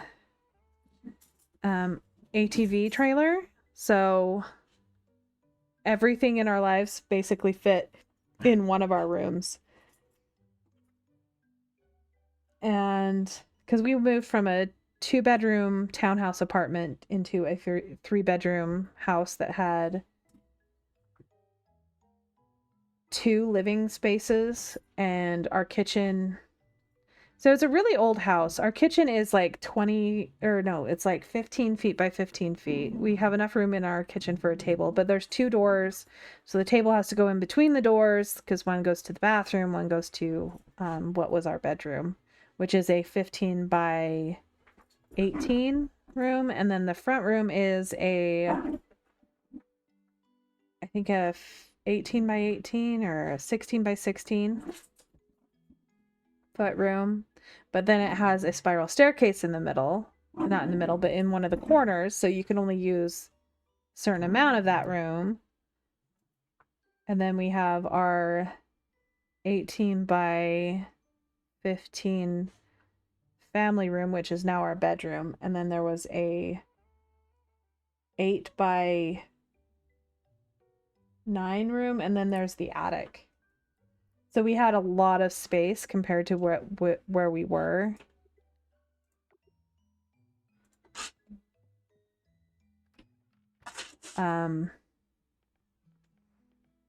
So we put a lot of stuff in storage upstairs that we just never touched again when we moved.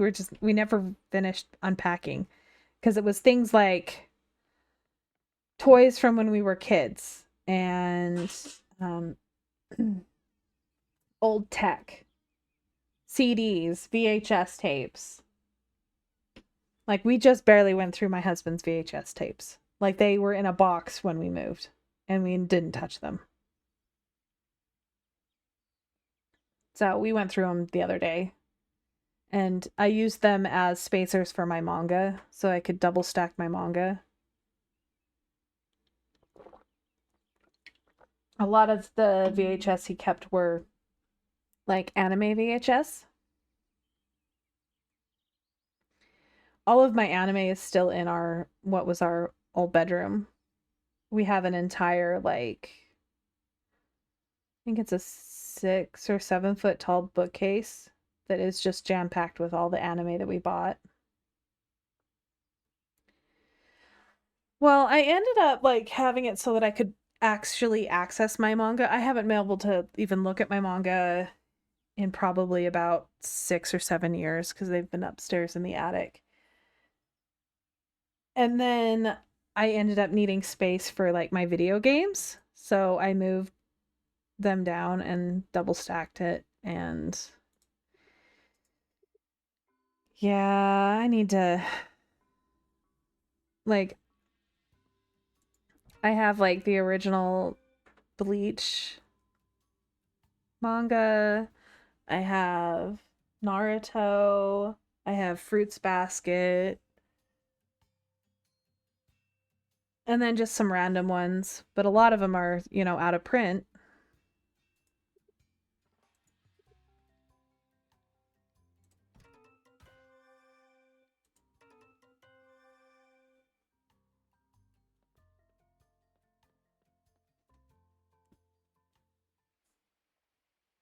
Ugh.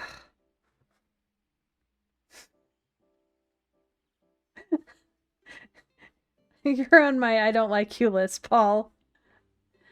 Have you been sneaking up on me? Oops, sorry.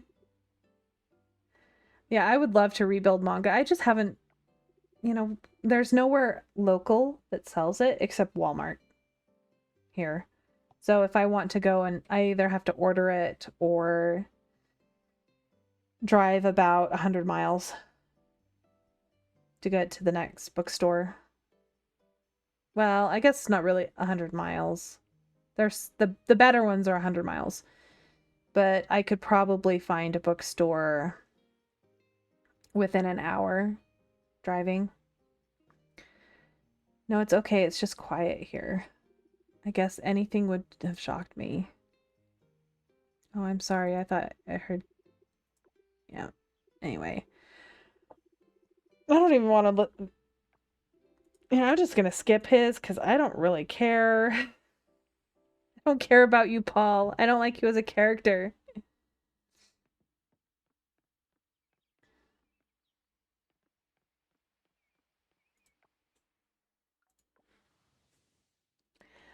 There used to be 3 places locally that I could get manga, and I loved going to all of them. One of them is the reason that I'm married to my husband. It's because I was going in there to get manga. I would always go buy myself new manga as a reward for actually sitting there and uh doing. Okay, I need to offer that. I can donate the amber. Well, we'll just keep them both for now until I can get more of them. But after I had studied for a test in college, I would go and buy myself manga as a reward. I had to give myself a reason to study, otherwise I wouldn't do it.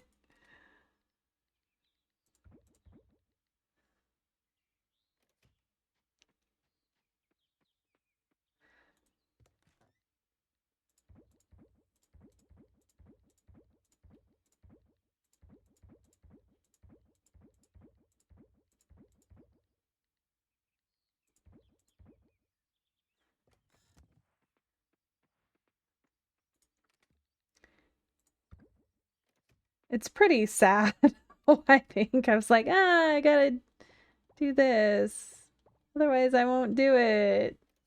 But it made me actually study for my tests, or I don't know. I hated like I'm the type of person that when I would get an assignment, I would do it right then. It was really nice when I was going through my art classes because I ended up like for my graphic design class, I would get it done the day of, and then I wouldn't have to worry about it. And they give you like 2 weeks to do it. And so I had time to do my other work.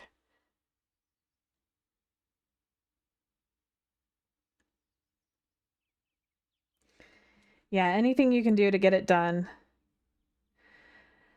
See, now though, I can't even fold laundry without. I gotta reward myself after folding laundry. We were. Last week, we were trying to get the laundry folded that I had neglected for the longest time. And I ended up we would well, to get anything done, we were going, okay, we'll watch one anime episode and then we have to do a task. And so we were doing that back and forth. And we got through 6 or 7 episodes. And then he said, where's the other sock? I don't follow. And then he said, where's the other sock? That's the punchline. Oh, it's very funny. You don't think it's funny. Well, you gotta be there. What? Oh. My dog has locked herself out of my bedroom.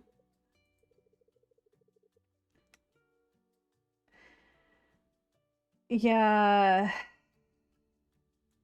So my husband has banned me from using anything other than one of the laundry hamper baskets. Like that, I'm only allowed to do enough laundry to fill up one basket.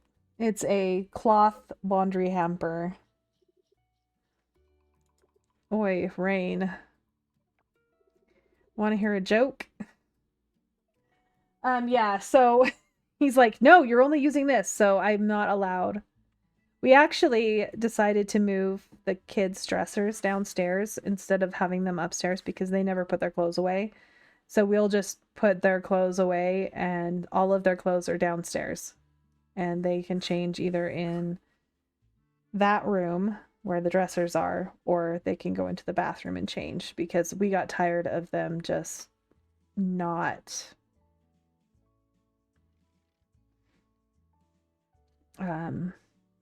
putting their stuff away. All right, let's see. I need to get rose. Okay, bears fruit in spring. Spring. Bears fruit in summer. I need to do the mango and the peach. So we will start with the peach. We'll get the mango next. I was supposed to buy other seeds first. Oh well. I'll just buy what I can of those.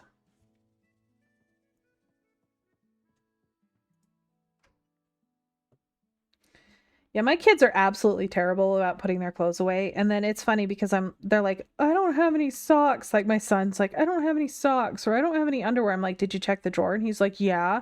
I'm like, are you sure you checked the drawer? And he's like, let me go look. And he's like, totally not even looking.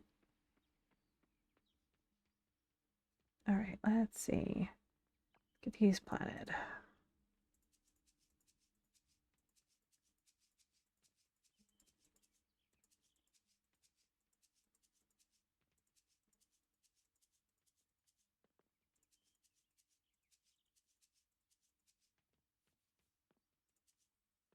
Okay, I'm gonna grab the seeds from here.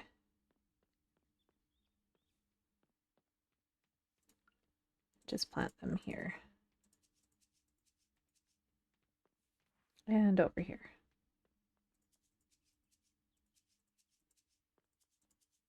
Okay, that will do. That'll do, pig, that'll do.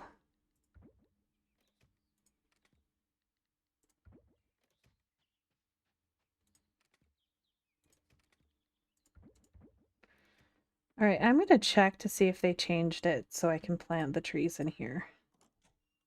Because if so, it'll change everything. Darn it! I was hopeful.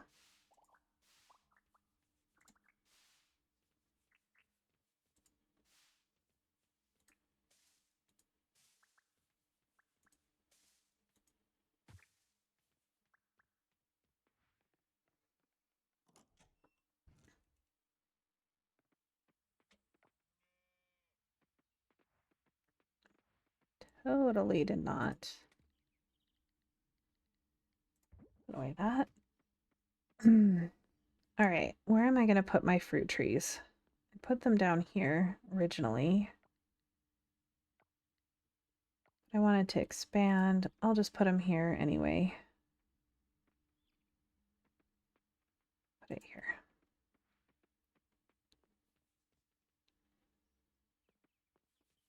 All right, time for crafting.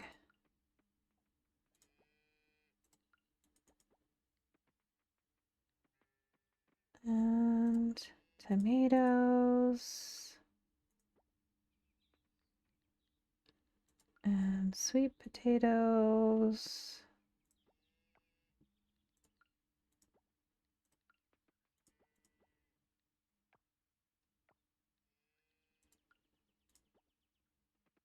Okay, that'll do.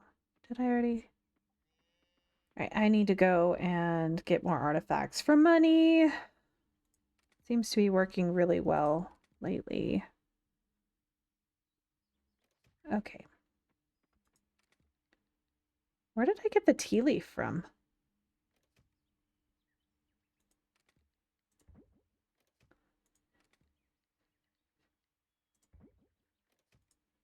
All right. Papaya. So this is a fall vegetable, I think. So is this. And this. Fall fruit. Summer fruit. Okay.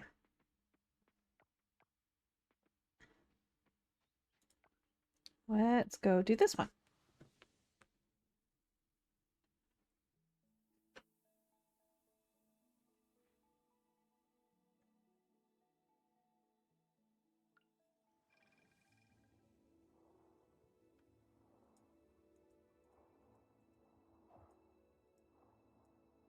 Okay, let me in.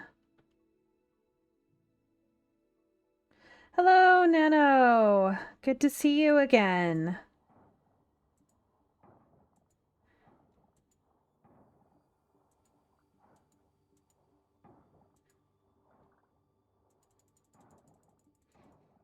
I finally have enough.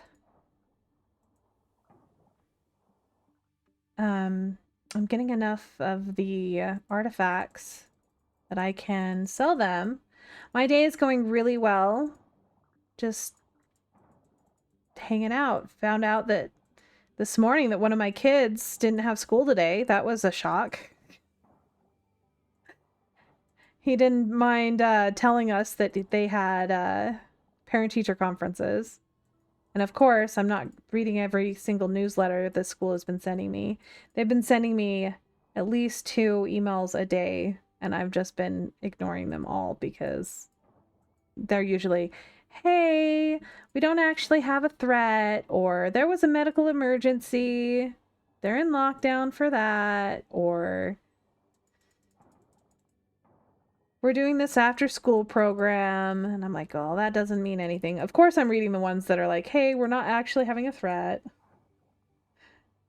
Half day the other day. Yeah, see, that's the thing is I was like, okay, why do you not have school? He's like, oh, parent teacher conferences. And I'm like, you didn't tell me about your parent teacher conferences? He's like, no, I don't want you to go. I'm like, okay. And apparently the parent teacher conferences were yesterday and then this morning. So I had no clue about it.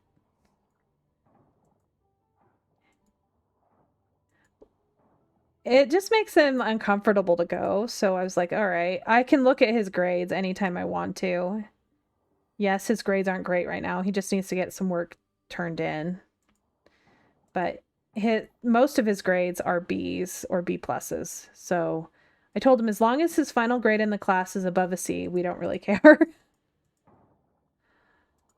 He's got a couple D's right now because he was missing like 4 or 5 assignments. He's like, I have them, I just haven't finished them.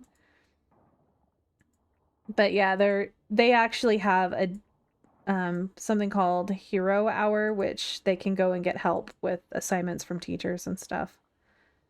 So there's that. So he usually gets it done.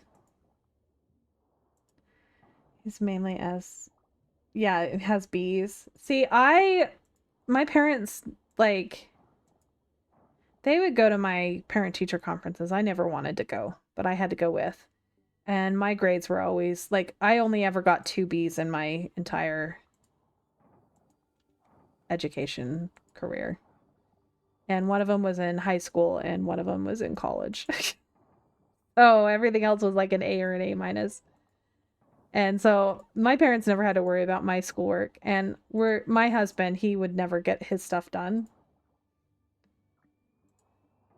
I would just he didn't, if he wasn't interested in it, he wouldn't do it. That's how my husband is. And I would just get it done because I didn't like having it hanging over my head, so I'd finish it as quickly as possible. And I didn't want to worry about it. And so I always did my work. But he was like, he barely graduated high school because he just didn't care. His last, uh, like, they almost took him to, like, he was supposed to go to um, the high school. Like, they were going to transfer him to a different high school that, was like, you get a P credit for skateboarding and stuff like that. But he was like, no, I can get this regular high school. I can do it. I could have graduated a whole year early because I had all my credits because I didn't fail any of my classes. And my dad wouldn't let me. He's like, I had to do all years of my high school, so you have to. I'm like, oh, thanks, Dad. And I told my kid, as long as he um, passes all of his class, he will definitely have enough to graduate at least a year early. Yeah. See, that's the thing is I wanted to do the same because the bullies were I was bullied every day as a kid. And I just wanted to be done with school. I hated it. That's why I like college so much is because, you just keep to yourself. You don't have to deal with people unless it's like a group project. Then I've had problems with group projects in college. Yeah, I don't understand why people were so mean. I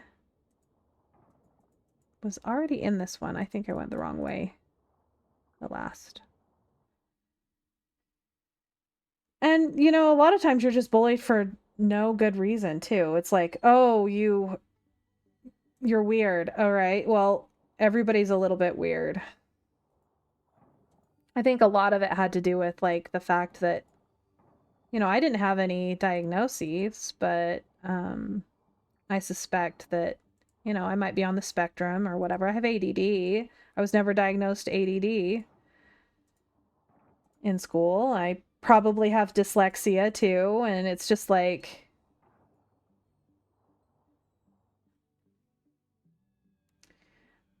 yeah, tearing other people down for their own pleasure. There was a lot, like, and a lot of my bullies used to be my friends, which was really terrible.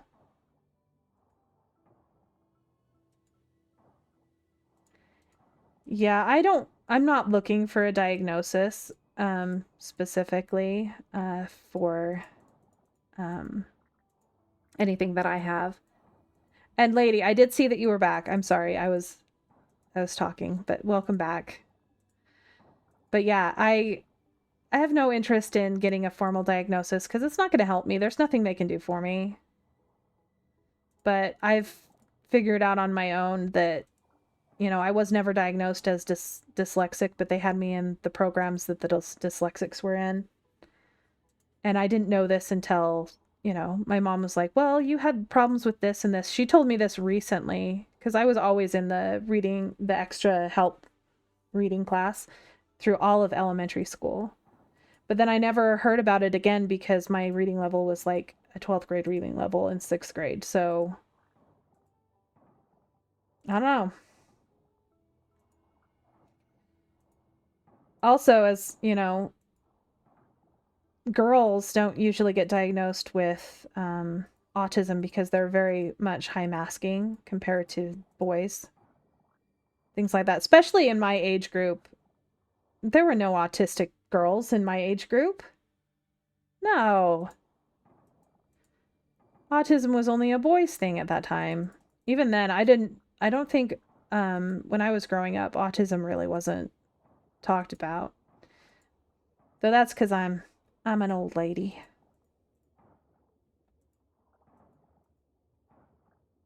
I could technically have a 20-year-old child. Oh my gosh, that makes me sick. That's if I was 19 and had a kid, 20, 18. Same issues where they never believed girls could have it. Yeah. So, and the only time that girls would get diagnosed is if they were like nonverbal. So I have a niece that is severely developmentally delayed. So she had low muscle tone, floppy baby syndrome, basically. Um, so they don't know what they can't diagnose her with anything specific because she didn't really have the like there was no like genetic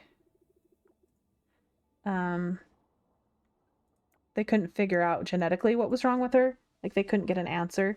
So she's probably one of those kids that she's the only one that's like her. But she's not completely nonverbal. Like she tries to communicate. She just has a really hard time speaking. You can kind of understand what she's saying. She absolutely loves like calling my son's name. She loves my son. They're about the same age. She's about a year younger, so she will be turning 13 in January. But she's basically developmentally like a little, I don't know, 3-year-old, maybe. But she is the sweetest little girl. And so she has autism as well, because it's with her thing that she has been diagnosed with autism as well. But she has a speech therapist. She just barely started going to the same school my son is in because the last couple of years she was in a different school because they didn't have a program in the elementary school. Like they live down the street from me. And so uh he gets to see her at school and she gets so excited to see my son and none of the aides will let her like run up and give him a hug and he's like, I don't understand. She wants to give me a hug and they won't let her. And he's like, she's my cousin, she can give me a hug. Yeah, she loves my son. She's always like anytime we see them like have family gatherings or we go and visit, she is just like pulling him everywhere. And she also really likes playing with my daughter. And my kids, they understand that, we've talked to them about it and they are very kind to her. And to them, she's just, their little cousin. Even my daughter, who is, about half her age, it's her little cousin. Though she's not little, she's tall. She is almost as tall as I am. But that makes sense because both of her parents are really tall. Like my brother is 6'5", and his wife is about 5'10", 5'9". So she is very tall, very skinny. She still has to wear like ankle braces and things like that because she has a low muscle tone condition. But she's just she is just absolutely the light of our family, like our entire family. She's just so sweet.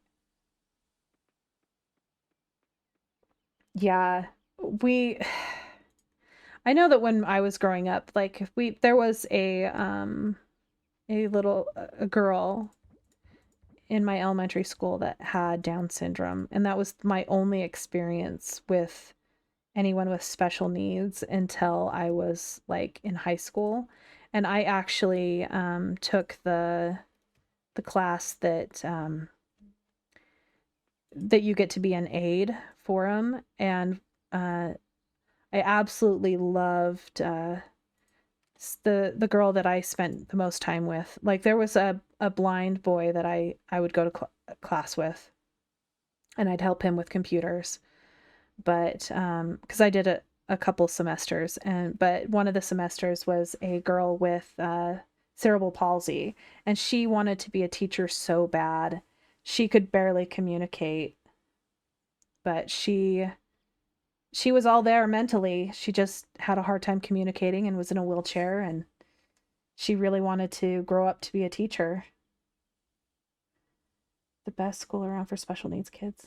I swear there's so much bullying when I'm so sorry that like uh, it's it's a lot better now here. Like there was bullying when I was in school, but most of the time people were a little bit more empathetic for at least the special needs kids. But there was a lot of bullying for just the weird kids like me.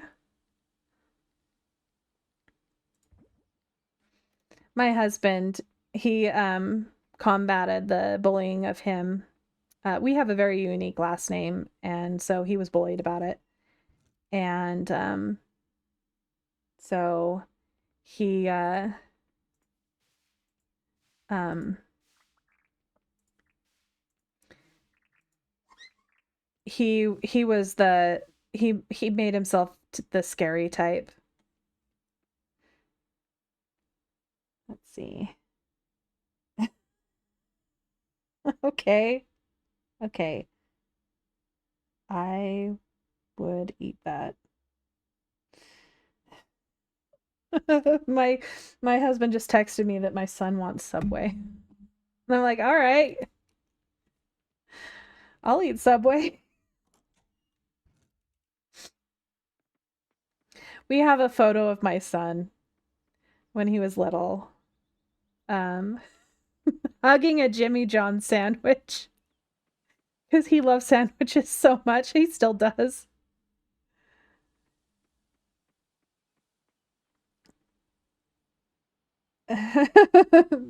Yeah, you weren't the scary type.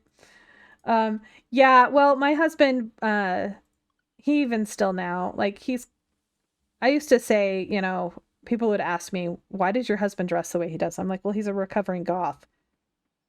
And he's not actually a recovering goth. He would be a goth. Well, it's not a phase, mom. That's what he would say to me.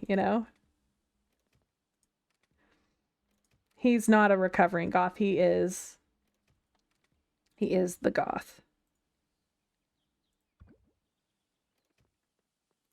But yeah, he was they would call like people would call them the trench coat mafia in school. And he it was just after, it wasn't just after, but it was after Columbine. So people were kind of scared of that aspect, the fact that, he wore a trench coat. But his trench coat had like a full fur collar on it. Yeah, I'm also uncomfortable in black clothes, and I wanted to dress more alternative, but I wasn't allowed to. The most that I could get my mom to allow me to do was wear men's pants, like because it was the time when, you know, you wore baggy pants, things like that. And that is not where those go. They are fall veg.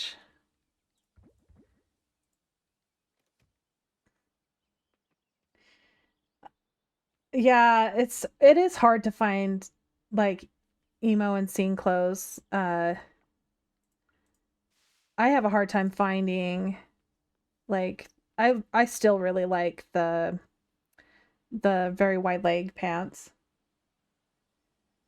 But yeah, I never was able to wear anything that I wanted. Like I ended up like when I had my own money. Um when I had my own money, oh, if you didn't notice, Frost is my husband that I'm talking about. But I had a pair of trip pants and I bought them with my own money. And then I could never find them. I was like, where did they go? And then about, oh, I don't know, 8 or 9 years later, I was looking for something in one of my parents' rooms. I was showing my husband some furniture that I used to have in my room, and I open up one of the drawers, and there they are. And so I had to confront my mom and say, "Hey, did you hide my pants?" And she's like, "Yeah, I didn't want you wearing them." So, because she couldn't tell me that I couldn't have them because I bought them with my own money, but she could hide them from me, and that's exactly what she did. She still doesn't like the way I dress.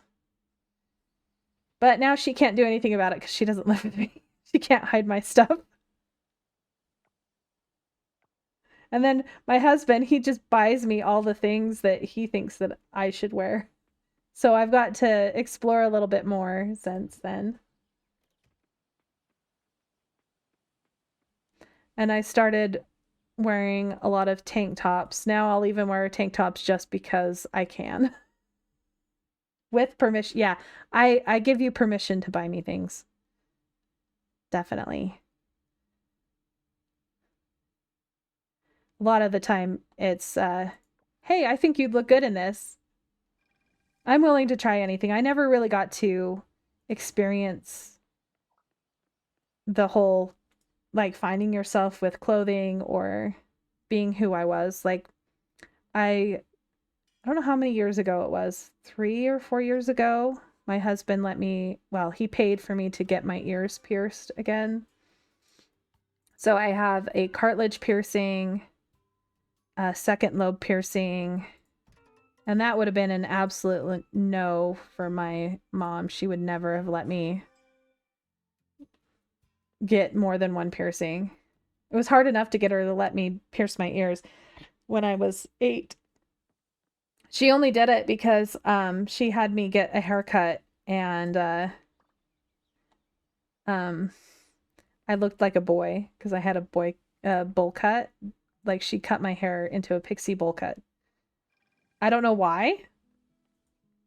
She decided that my hair needed to be short. I'm guessing she just got tired of me complaining about having to brush it or something. And I looked like a boy, so she had to get me earrings.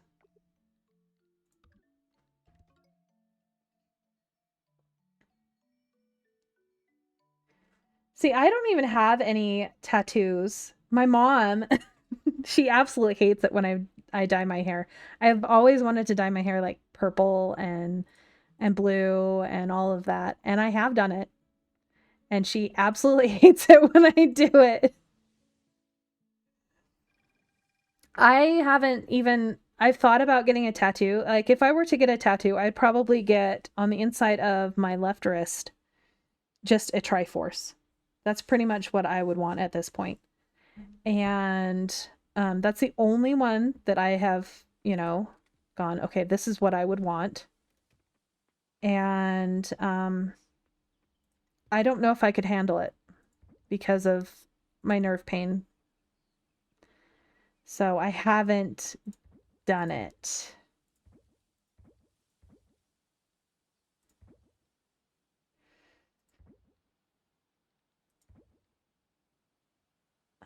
Did I? Okay, that's donated, donated. So I can sell both of those. 13 tattoos. Wow. I also worry that I would regret it because I'm very, I don't know, that whole, oh, 3 memorable tattoos. Oh, yeah. See, I don't have any. I am tattoo free. But that's also probably because I grew up in a high demand religion. If you guys want to know what religion, I guess I could tell you, but I don't usually like talking about religious topics.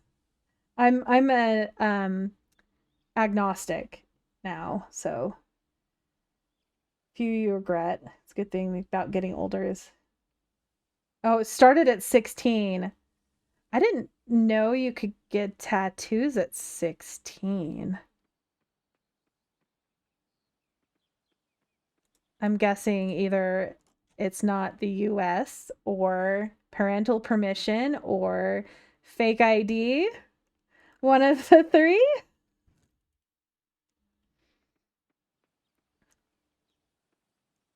Oh, with parental permission. Yeah. I would have never been able to get parental permission. And my first support cat. Oh, that see, I think if I'm gonna get something like that, when my dog passes, I'll probably get something. Though it wouldn't be like a nose print. Maybe it would be just a tiny little corgi or something. I've tried to get my husband to like get tattoos and get tattoos of like something to remind him of me or our kids, and he's like, "No, I would never do a name or anything like that," because he's smart, and I'm just like, "But it'll show that you love me." Hates it, but my mom has always been good with. Aw, that's good that your mom's supportive. Yeah, no names. Well, children's names I could see doing because it's not like, well, yes and no. Because I guess technically your children could decide that they want to go by a different name. So I guess children in is a little bit different.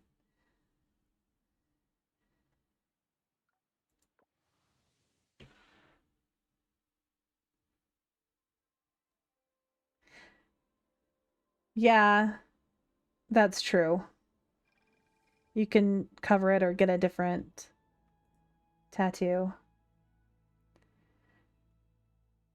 See, I would think about getting a tattoo of my children's names. They all like their names, so I'm not worried about that. We lucked out. We did very traditional names. Like there was a spelling of my daughter's name that I really wanted to do, but I didn't want to have people go, "Why did you spell it so weird?" And I'm like, "Because that's the traditional name." So our last name is a traditionally Celtic or um so it's from around the British Isles. So it's not specifically Celtic, but it is a Celtic slash British slash Welsh slash Manx slash, it's just a traditional old last name. There's not very many people that have our last name. And so we wanted our children's names to kind of match that. And so we went with um it was Viking origin. See, I'm not 100% uh sure cuz it's not my last name. Cuz my last name growing up was a very common last name, but it's very uncommon. I've only met one other person other than that were family to my husband that had that last name. And it was weird because it's like I think we did the name search and there's like 30 people in the United States that have the last name or 30 households. Something like that.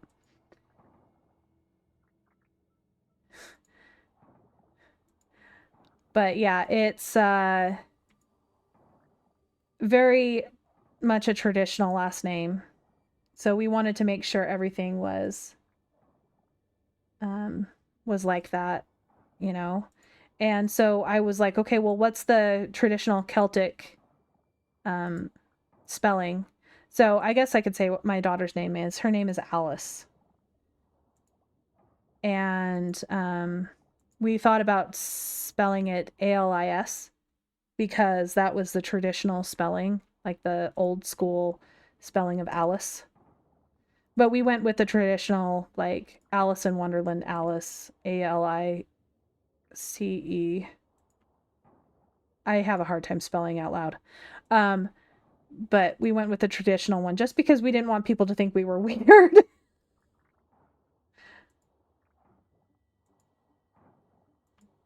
And my daughter's nickname. So, like, I got some crazy looks from her teacher when I called her nickname because we go like her nickname Al because um short for Alice. There's nothing really short for Alice, so we would call her Al. And then so I started calling her Albert because Al is short for Albert. So my daughter answers to Albert. So that's our daughter's nickname is Albert or Al.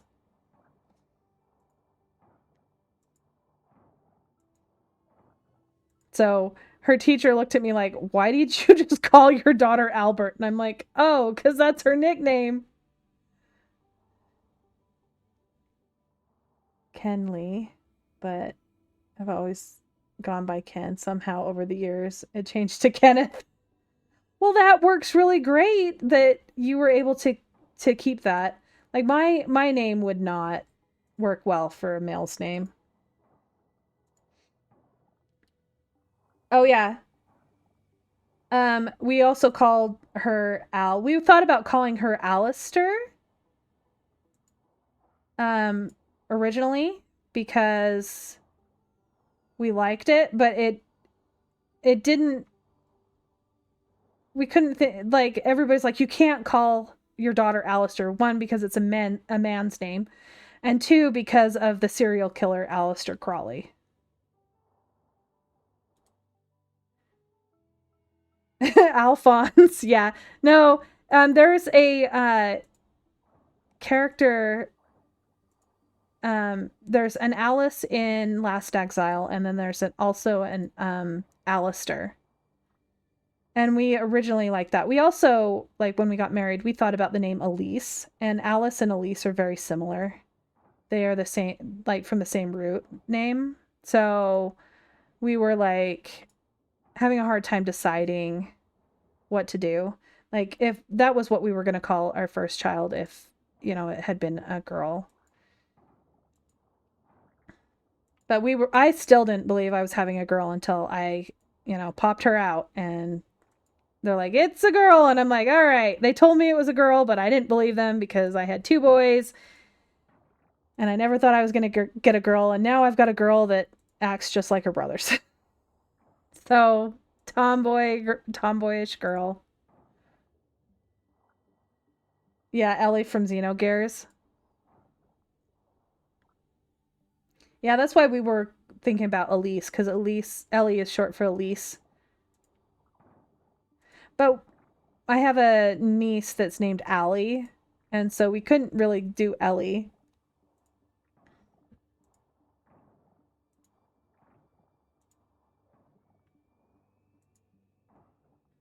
Though we had decided on Alice for the name of our daughter, and my mother-in-law was like, "You can't name that because um your my husband's stepbrother, they've always wanted to name their daughter Alice, and if they have a daughter, they're going to name it Alice. So you can't do it. I can't have two grandchildren named Alice." And we're like, "We don't care. They're not related to us.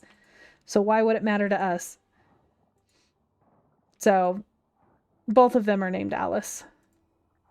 And now she doesn't have contact with that side of the family anymore because they never really liked her and they went no contact with her after her husband passed away. But I don't think that my husband's mom has seen any of my kids in about a year or more. And it's not like she can't stop by to visit. She lives all of 5 minutes away. She just chooses not to. If we were going to have a boy thinking up names for our daughter, we were going to use the middle name Shay from the character from Elder Scrolls games. See, I was not too keen on naming our children after anime characters, of course. We have a friend that named their son Cloud, but he's also Native American, so he liked that it was from one of his favorite games, as well as definitely a name that a Native American child would have. Jesse, old family friend, named their son Jesse after my mom did. My mom stole it from her. See, I was worried that like announcing the names that one of my siblings like would take one. But my sister was pregnant at the same time as me, and she had a son. And my sister-in-law also, and she had a daughter. And that's why we agreed on Shay. Celeste explained it to you. Yep. Yeah. See, I I just know some people that, you know, we have a friend that named their daughter Khaleesi, and she goes by Lisi. I just have a really hard time with, the names that are very much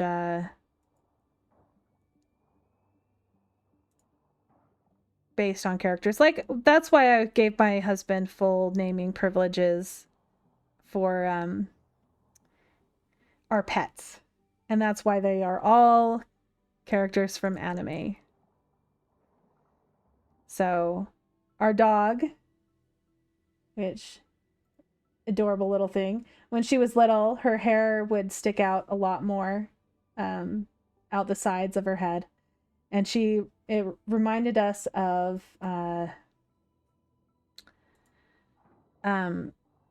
Ryooki from Tenchi.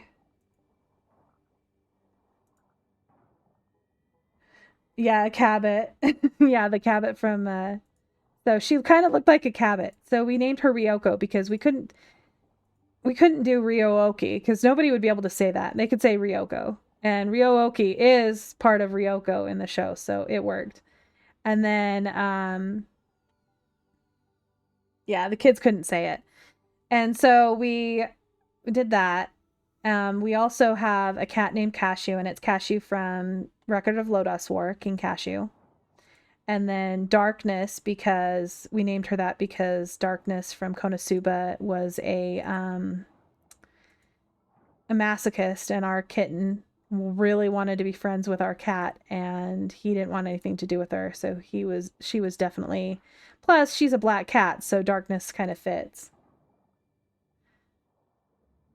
So we came up with Darkness, Cashew, and Ryoko. Those are our pets.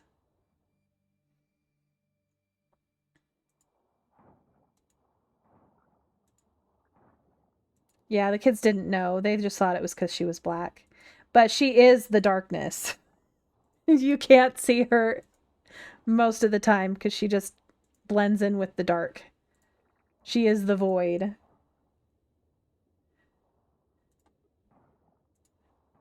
You haven't named a pet out of, yeah, I don't know. I've until I married my husband, I had never really thought about naming a pet after anime character. Though I have been seeing those TikToks that are like little drawings of their 12-year-old self seeing who they ended up with, and they're like comparing him to anime characters like Inuyasha and all of those. And I I said, "Well, you definitely don't look like Vash the Stampede." My husband thought that was funny.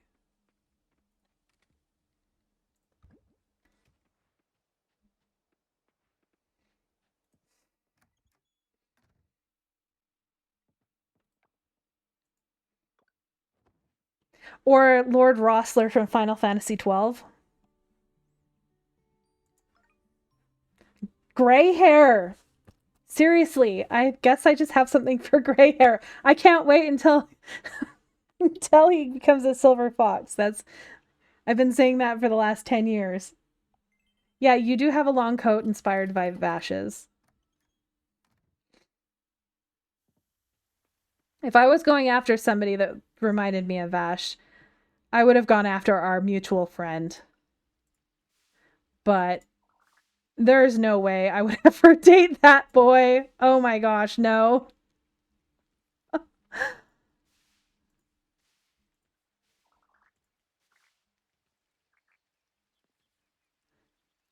I like how you say ew. Our mutual friend that that no, yeah, exactly. He's so crazy. But no, I was not interested in him at all. No. He was handsome. I can I can say that. And you agree. He was a handsome boy. But he's also the one that he he lived with like he was my husband's roommate for a while, and he also lived with my husband and his parents. And yeah, having a conversation about his schizophrenia was just like interesting. He's like, "Yeah, my voices talk to me at night. A lot of times it's about watermelon."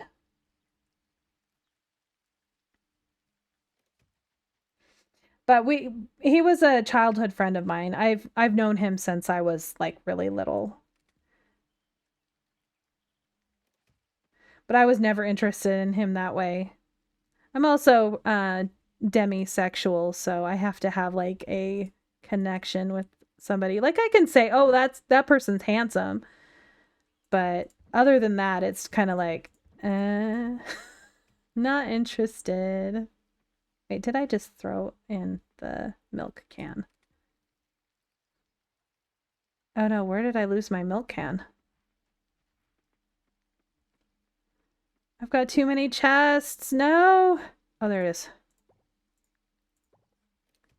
I can do this now.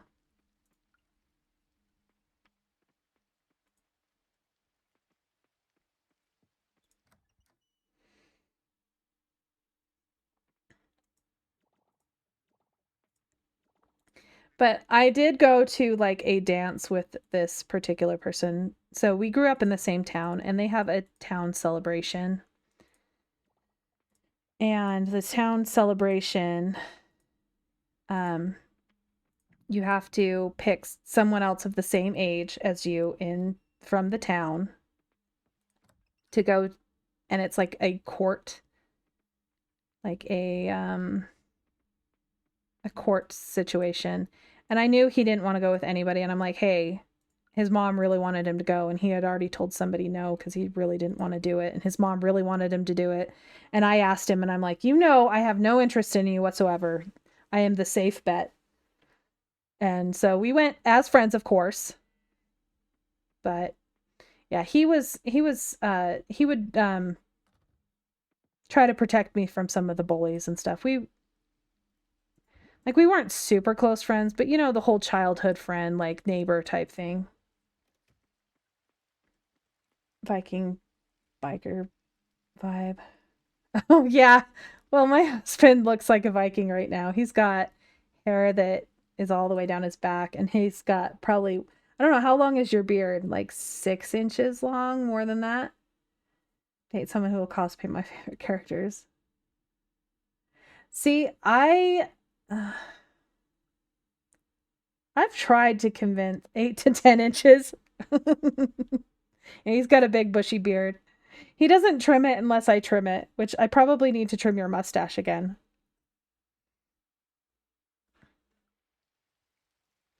Yeah, he's got a definite bushy, bushy beard.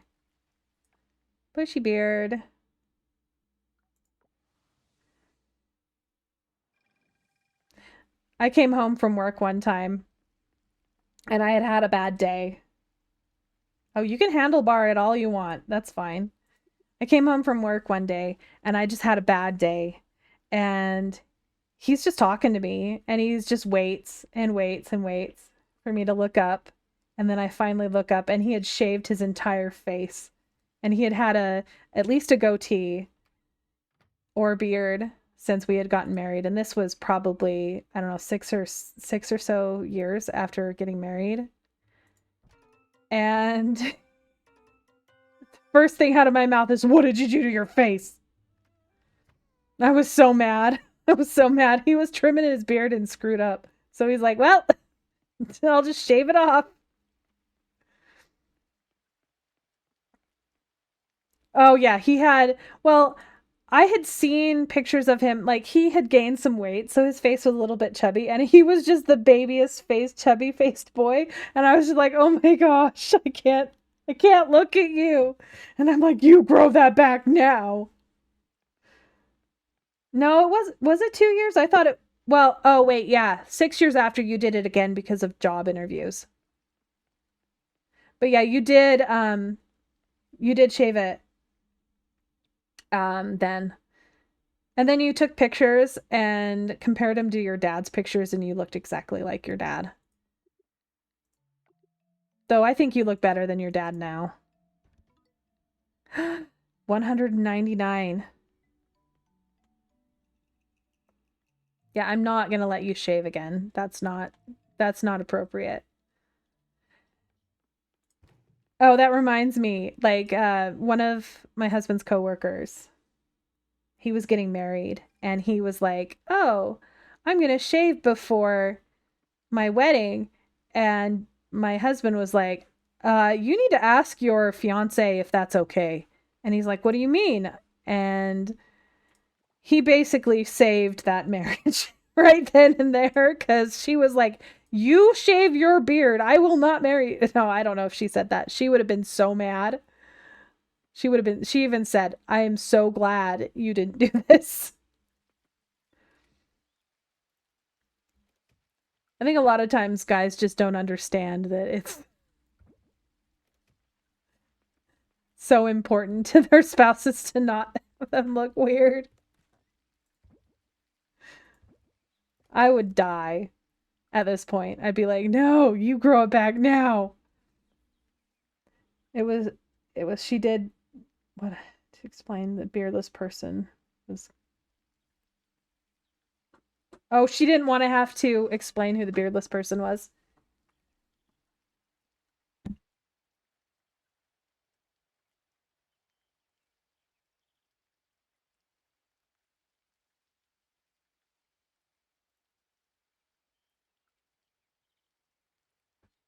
All right. Husband, your child came and bugged me about food. I didn't know that you were not able to help with that.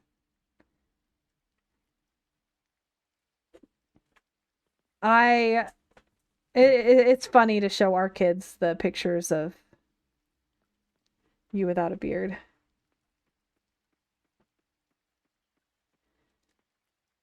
All right. He says he's going there in a minute.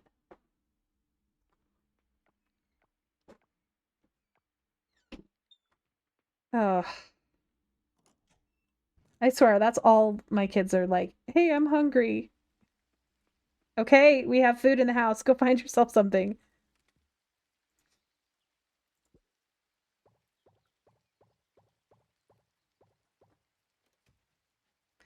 See, I don't really like facial. It reminds me too much of my dad. See, I my dad had a mustache growing up, and that was it. Yeah, life giver, I need sustenance. That's pretty much what it is. I swear they're always hungry.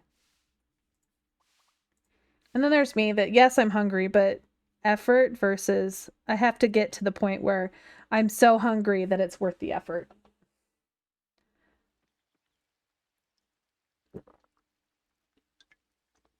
Hence why you're always having to force feed me.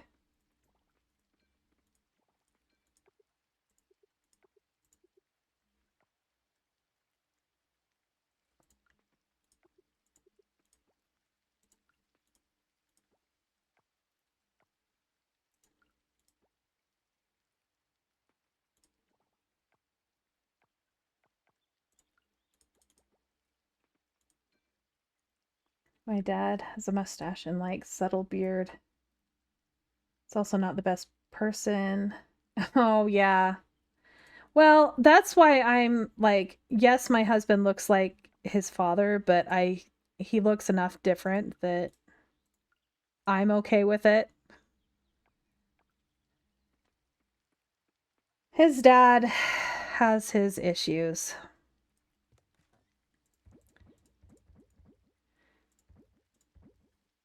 I don't know. How many times have you seen your dad since you were a kid? Like, since you were 18?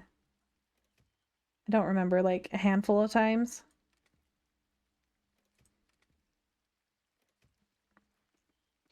My husband's family is not a good situation, like his parents.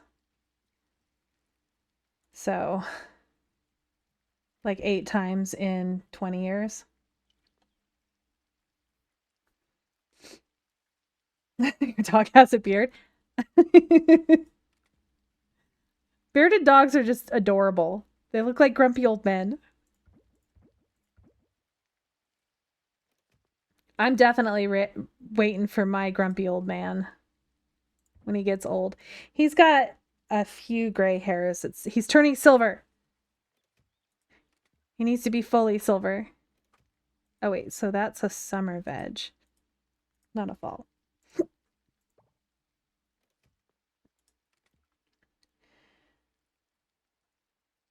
Yeah. See, they can be shitty and you can still love them. You can just not support the type of person they are. My husband's family is kind of that way. Like, I have a really hard time with his mom. Just the way, like, a lot of it has to do with I don't like the way she treated him growing up. Like, I cannot look at her the same way after learning some of the stuff that, you know, neglect, abuse, that kind of stuff.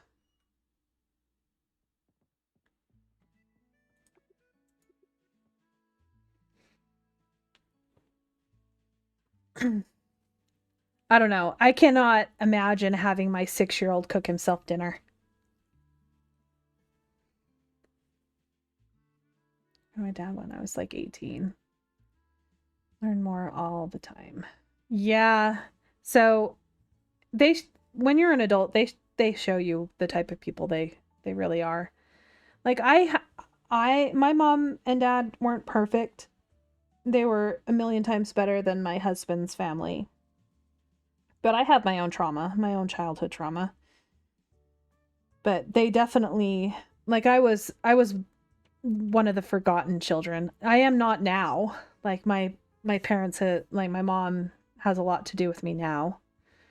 But when I was growing up, I felt really pushed to the side. One of those no matter what I said, nothing was going to change, so I just, hid away in my room. Things got a lot better though as I got older.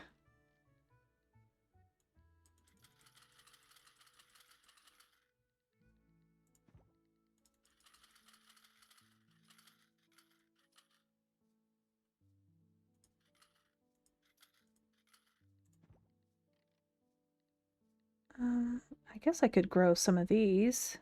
Wait, do I have enough time? Yes, yes, I do.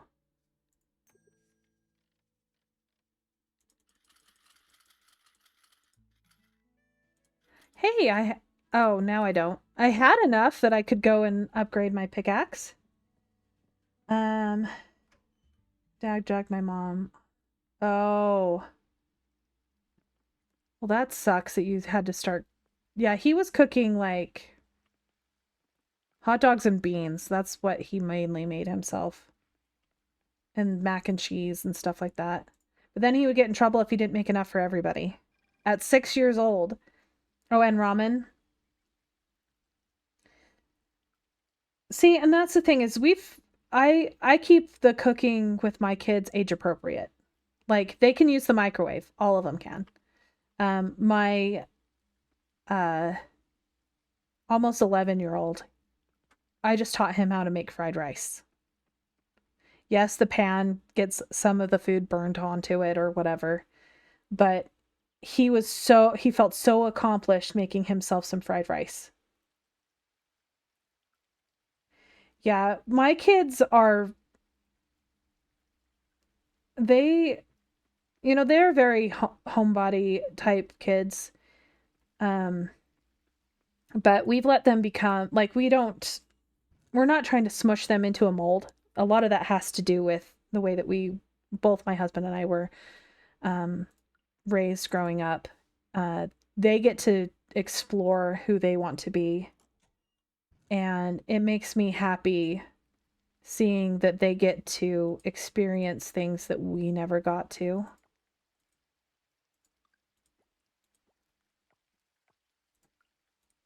Like they choose what they wear. They get to do what they want to do. Like we're not like they can do whatever they want regardless of, their safety, of course. But we've never really limited screen time. They still play what they want to do. Like we had screen time as kids, and it's what got us through, some ADD kids need that extra, a lot of times my kids are doing something else while listening to something, and that really helps with them when they're focused. Let's see. I try to teach my nephew, but he seems very against learning how right now with cooking. Okay. Yeah, you got to let them also, if it's not something they're interested in doing, like my eldest son just barely started cooking his own like frozen pizzas. So, he's been too afraid to put things in the oven and take them out, and now he saw his dad do it and he's like, "Oh, this is easy. I can do it myself."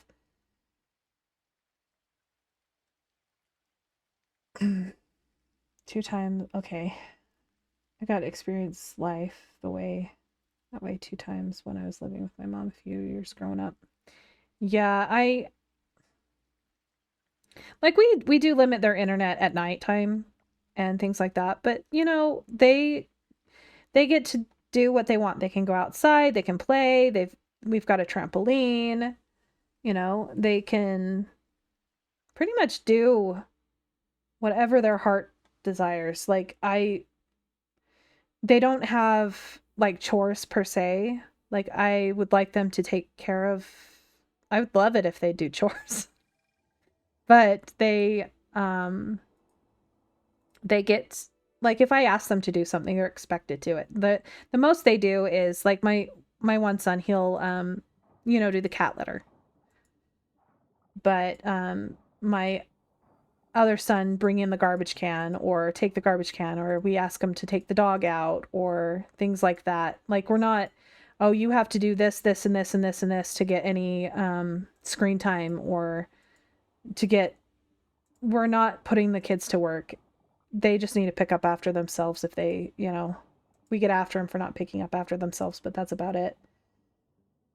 Yep. Safe. Yeah, safety is the most important.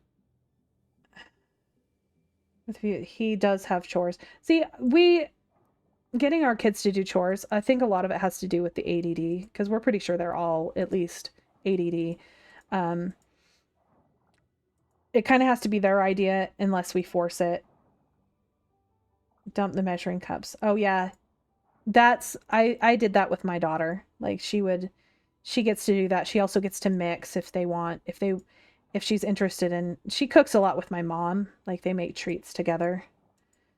But a lot of times we're not like if she wants to help cook dinner, we'll let her.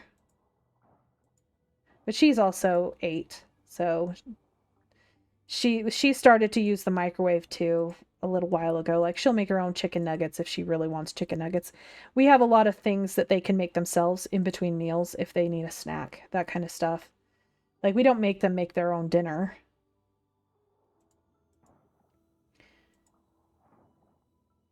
Yeah, and that's the thing is the parents know what's age like you should know what's age appropriate. You know what your kids like can do.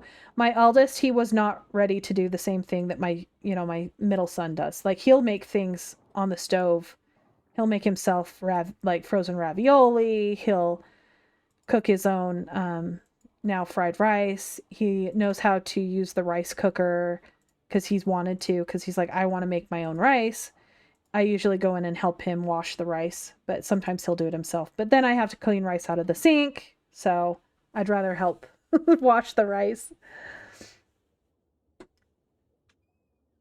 Oh, not having the phone in the room at night. That See, I have a little bit of a trouble with my we've thought about not having my son have his phone at night because he can still access the internet and bypass it from his phone.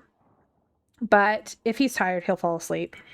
Though we have seen him in the morning sometimes when my husband's going to work and he hasn't gone to sleep. But that's during the summer. He knows that he has to go to sleep. He'll be tired for school. He's pretty self-sufficient that way. Like he'll go to sleep when he's tired.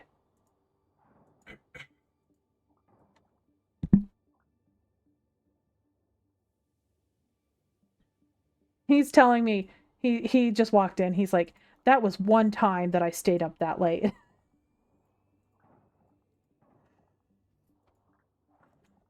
Use a metal strainer for washing rice. Oh yeah, that's a good idea. We usually just wash it um in the rice cooker pot thing.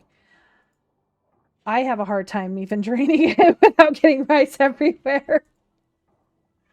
But yeah, my son isn't very happy that I was just talking about him. He's like, it was one time only. I'm not gonna say how many times I've spent all night like playing video games. So I know. I know how it is. You lose track of time sometimes. You just like, oh, the sun's coming up. I can hear the birds. Oh no. I should really go to sleep. But yeah, during the summer, we don't really limit the amount of internet he has because when he's tired, he'll go to sleep. If he wants to sleep in on during the summer, I am for that. He's always been a really like has a hard time going to sleep.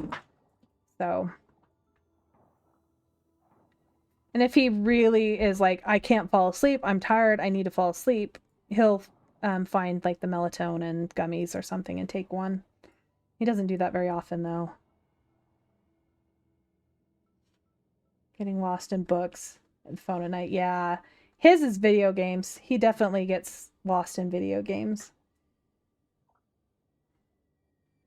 Yeah, we let the weekends too. Like he doesn't have limited internet on the weekend. As long as it's like Friday night and Saturday night. Sunday night we have it shut off. Same with our 10-year-old. We've given him weekends now because he's also that way. He'll go to sleep when he's tired. Like he'll just fall asleep. Though he leaves his Roblox with a clicker, an auto clicker overnight sometimes to get money. He asked us last night for more internet. We were a lot more lax last year about okay, you can have like another half an hour or whatever. But we have it set now that their internet turns off at like 10:30 on weekdays. So they already get the extra 30 minutes that we were giving them. So they're old enough that that's plenty enough sleep from 10:30 to um till 8 the next day. They get enough sleep. Though he usually falls asleep before then. Same with my daughter. Though we've caught her up all night, like when she sleeps over at my mom's house. She'll be up all night watching stuff.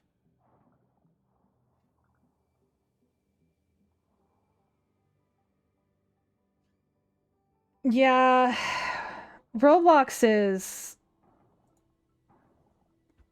I don't know, they definitely. I'm not a huge fan of Roblox, but there's a lot of cool games on there. No. But my kids know about internet safety. Since they were old enough to talk, we've talked about it because we were really dumb. Because when we were kids, you know, Our parents didn't know anything about internet safety. I talked to a lot of sketchy people online. I don't want my kids doing that. They know that they're not supposed to ever give out any personal information to anybody. And we do keep track of what they do. We can see what they do and where they go and what they can see. But we don't really, we have an open phone policy. Like if we need to see their phone, they have to give it to us, or their tablet or whatever. But we only do that if we're suspicious that something's going on. We've never really had to worry about it. We give them privacy and freedom until they show us that we can't trust them, I guess. I didn't even know he was using it. Yeah, things can change real quick. That's why we even have our son has come and told on his sister that she was like talking to people on Roblox. And we had to have another discussion with her, like about being safe. And she never does voice chat or anything like that. And she doesn't say how old she is, but she's very much into like the furry avatars and stuff like that. So she gets a lot of bans and stuff, and she gets really upset because people are like, "Oh, you're a furry, goodbye."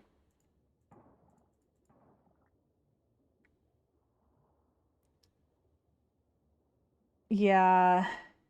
See, and I trust them enough to play Roblox, but that's only because I know them personally. Like, would I trust any of my brother's kids? No. No, I would not trust them with that. I know how my kids are.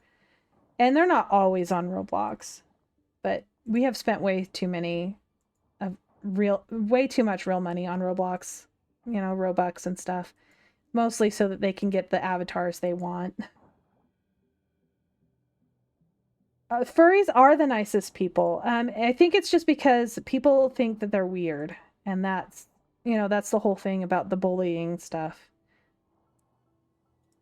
Like my daughter, she wants a fursuit and stuff like that. And I'm not against getting her a fursuit. It's just she's still growing, and I don't want to drop that kind of money on making her a fursuit.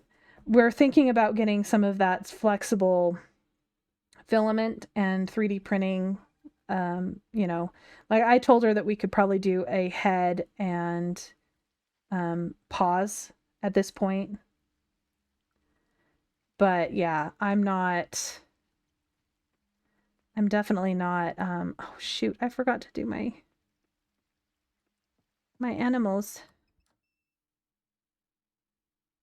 Oh, maybe I didn't. I did do them. Oh, good.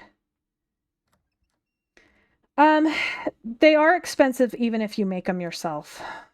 My husband definitely has the skills to be able to make fursuits, and I could probably do it too. I've been sewing since I was a child, and so has he. He did make some headdress ones for costumes. I need to pull out and see if I can find some of the pictures and edit them so you can't see who we are, of course, but can show some of the costumes that we've made. We haven't done any in the last few years, but like he did a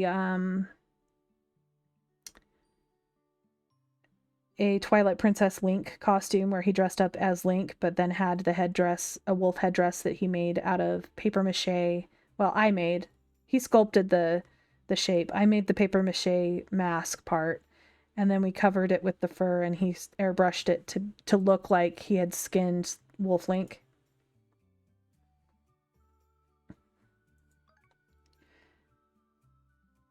Yeah, drawing furries is fun. Like my daughter, she's really into drawing furries. She also makes those paper furry puppets.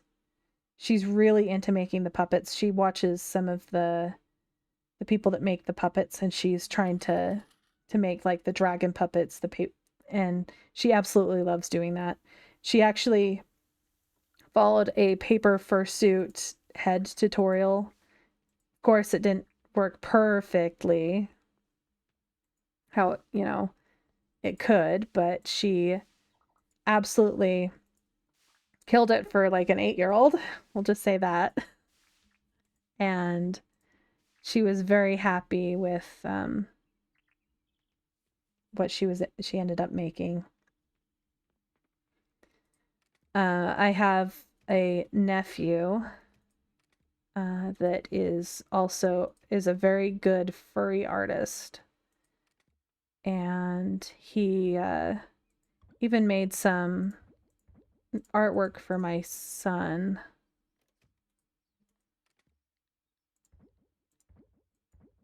But yeah, he's really talented. We actually gave him his first drawing tablet a few years ago, a Wacom tablet. It was one that we weren't using, and we decided, he will get a lot more use out of it.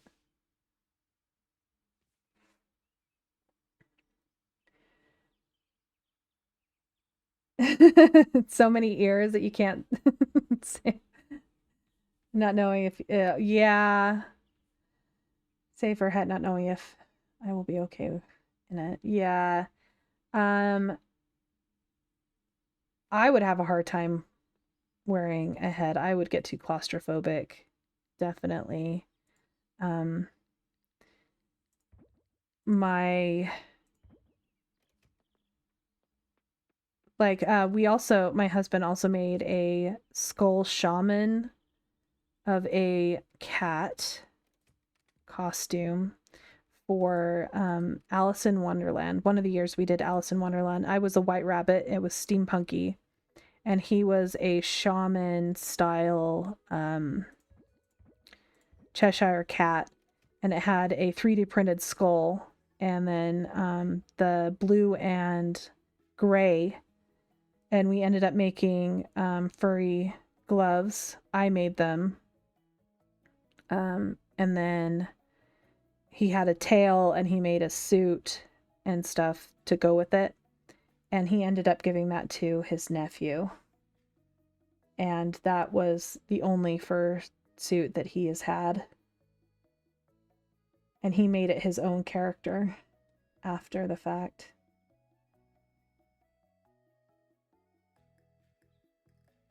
Oh yeah, warm air. So you'd have to buy one of the fans, definitely, so that you weren't claustrophobic. And I absolutely hate breathing the warm air too. Like, I've never been able to wear like costume masks that cover my face or my nose.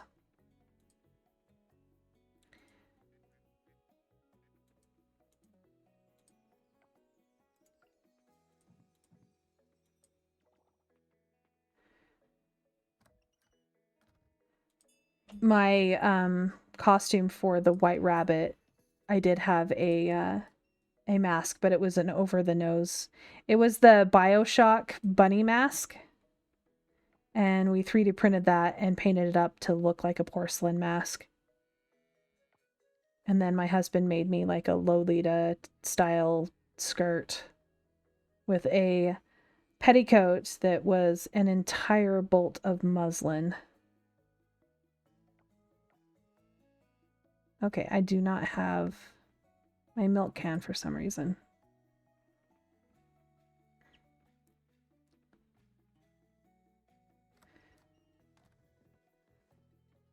We've done a lot of really fun costumes. Like, my husband made me a witch costume where he felted a wool witch hat. Now, it's not the best. It looks like we made it look like a forest witch. It didn't work exactly how he wanted it to, but it was really cool. Um, I enjoyed it. Uh, I have the cutest. Oh, I should have. It showed up on my timeline on Facebook the other day, but my son dressed up as Link from Breath of the Wild. He absolutely wanted that costume, so I made him that costume. I made a foam like Sheikah Slate, and I got the fabric. I think we dyed the fabric so that it was the exact color, and then I made him the tunic and painted it all on. And so for his candy basket for Halloween, I made him a Korok. And it is like one of my most prized